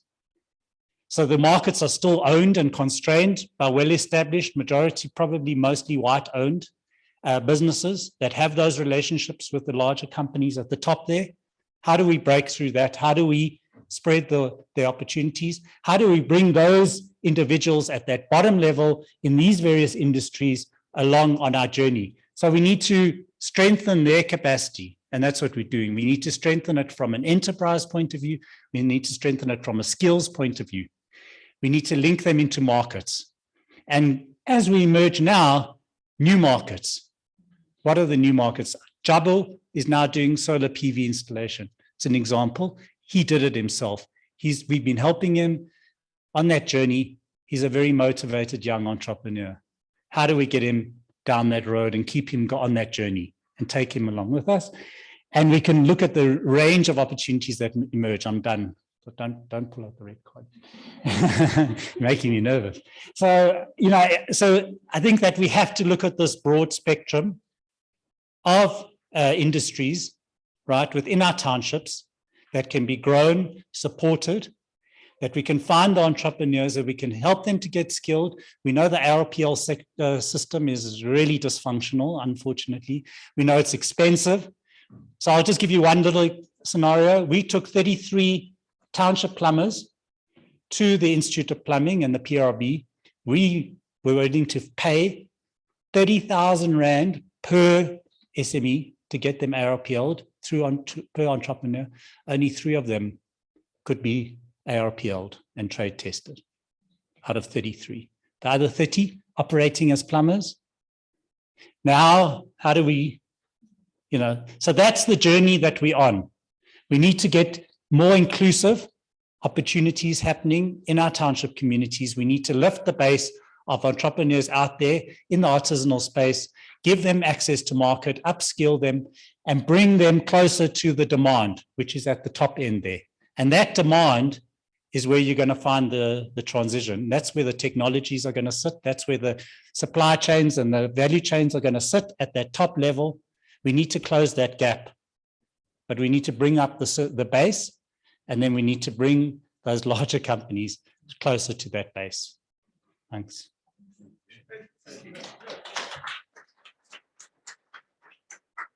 Thanks, Anthony. Very interesting, and it's not the goal. And maybe just to make the point that the NBI have very practical sort of job centers in various places in the country that help to identify these entrepreneurial skills and put them through the system. So super interesting set of presentations, super exciting set of presentations illustrating that we actually have some very good programs and some very good local skills. We are about due to break for lunch, but if you don't mind, I'm going to steal 5 to 10 minutes of your lunch just to allow for a bit of discussion and questions for our 3 local speakers. And I've got 2 questions here at the noisy table, and then a question there, and then one there. Please, thank you. Thank you for allowing the noisy table to speak. Look, something very interesting about consensus is very, very important here. There's something that is in the good book that says, how can the two work unless they agree? So I'm checking the speed that we are running with, the net breaking speed, which doesn't match with affordability in terms of the skills. We can't afford what we are running faster for in terms of the skills. It's not making sense. And we're still, we can't afford it fiscus-wise. We are borrowing. Everything else is tying us to a pole. And we seem to not, we are not looking like we are trying hard enough to not get into trouble. I think we are just quarter to getting into trouble with the whole of this country as we please the whole world. Because we have got this way of going to international meetings and please everybody. And it is important to not be a giant out there and be a dwarf at home, which is exactly what one can see with the ambitions that are not matching the skills. And also we can't even afford some of the things we are running towards. Granted, we are not arguing with science in terms of climate change. But again, we cannot say it is climate change for the sake of it. We need to look at the socio-economic challenges and measure ourselves up with whether we can afford these things in terms of the skills. We cannot just, that's why we become very critical of some studies that are done elsewhere, which may not be compatible with what we are facing in the country. So that is the point. Number one, we need to relook, and I'm challenging the executive director of the Presidential Commission. Maybe we need to not get carried away by going to COP meetings. Let's also sit down and say, what is the cost of this? Are we affording? Do we have the skills to and where will the people be transitioning to? The second part, don't take out a red card as yet. The second part is the work that we need to do. And I know there's quite a lot of people who can do modeling work, who have done that modeling work. But I think we need to put everything together because it looks like we are in two journeys. There is just energy transition and there is just transition, which are two different transitions. Maybe let's also agree which transition we are in. Some of us think we are going to Durban, whilst others are going to Harrismith. So I think let's manage that.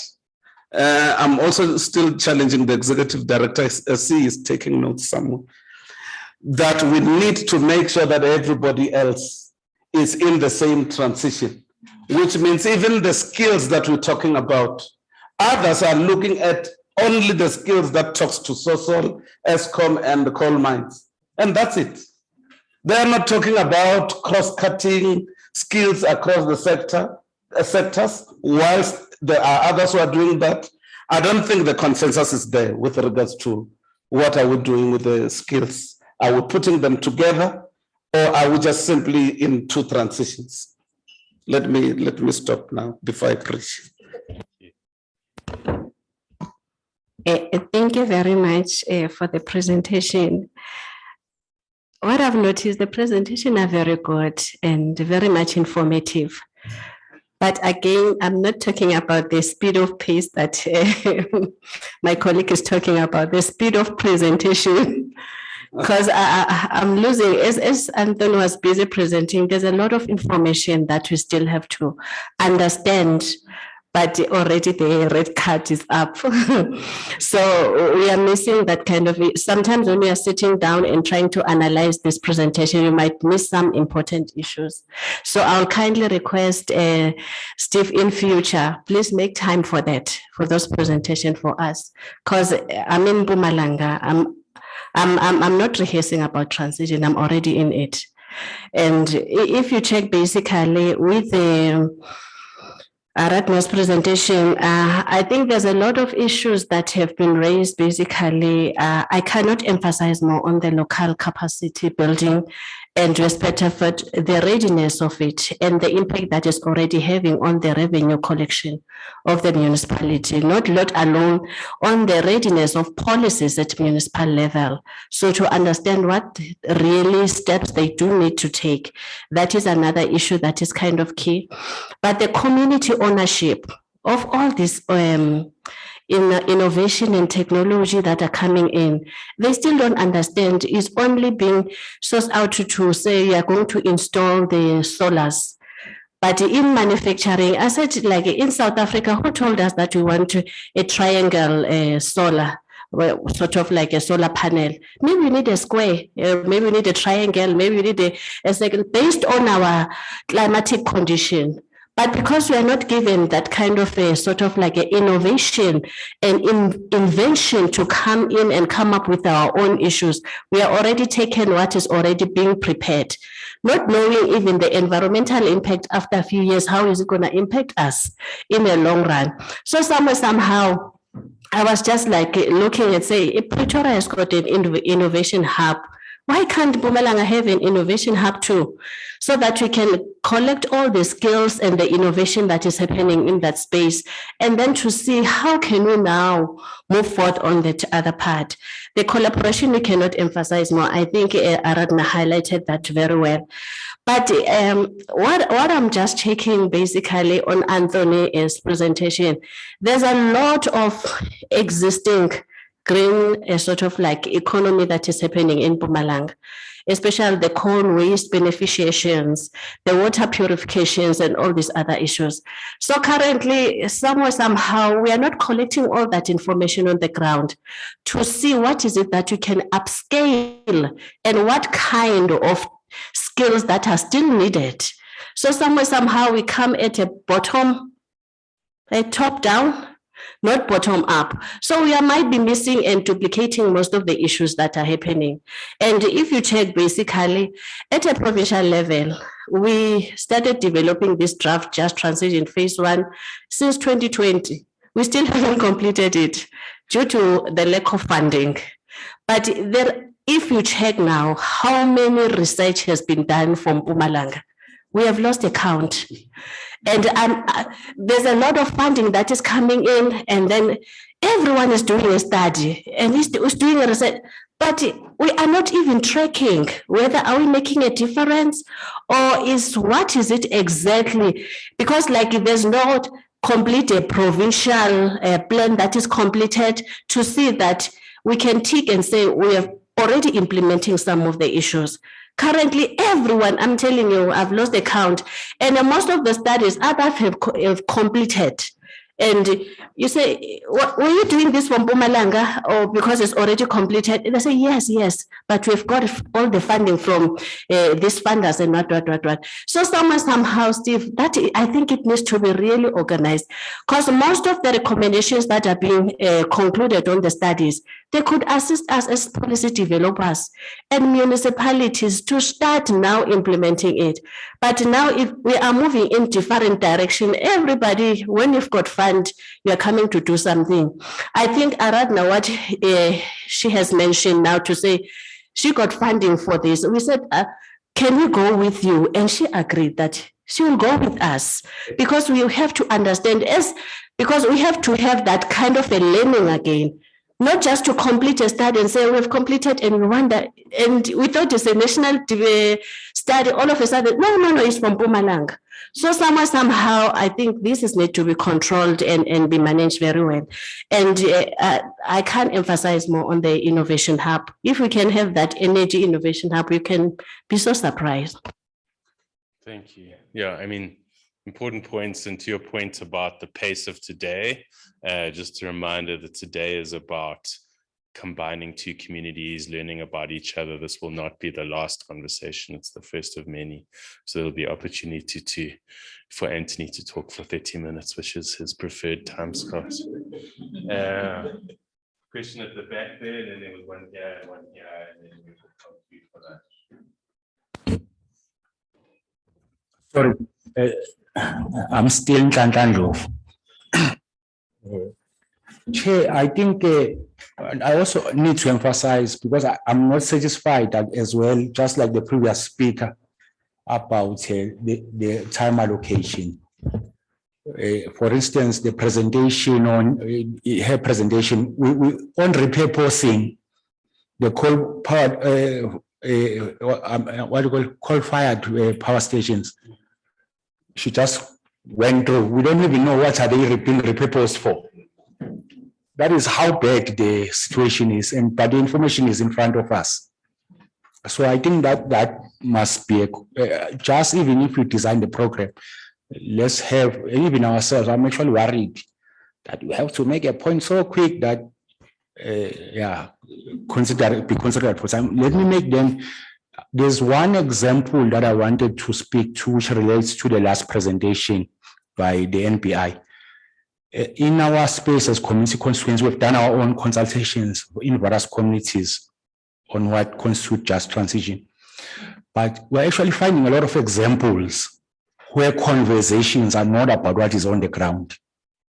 For instance, you see, I'm going to make an example of cannabis and hemp, because it's just going to make an immediate sense. It's a new emerging sector. And right now, there's permits and licenses that are being given to operators. And then the people, there's applications that have been lodged by growers of marijuana, for instance, and they don't go anywhere.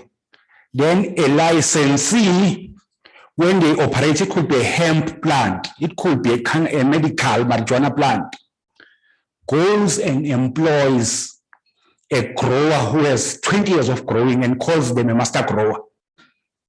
And this person has got the skill that nobody with qualifications have. In countries where there's already like dispensing of marijuana for responsible adult use, which is smoking basically. The dispenser is a new young person who is trained in dispensing. Whereas in South Africa, we have got a merchant who's been selling marijuana for years. So the example we are making about plumbing is the truth of South Africa. The truth of South Africa is that when you say 87%, you may sit here and people would be surprised. When you go to townships, in the township, a person doesn't ask, do you have any certification for fixing my cell phone? They actually want the cell phone fixed. If it's fixed and works for a week, you will send it back again. We don't care about the qualifications of that person. So part of the conversations that we are not having in this just transition is exactly that, as to what do we do, because we can't be saying RPL is too expensive and we're not going to do it. Whereas the great majority of people we are talking about are talented people. And some of them, I mean, there's a lot of these plumbers who don't have maths and science. They've got history and geography in their matric, but they are plumbing. So some of these questions is the questions really that we must look at, because they are plumbing and they are keeping townships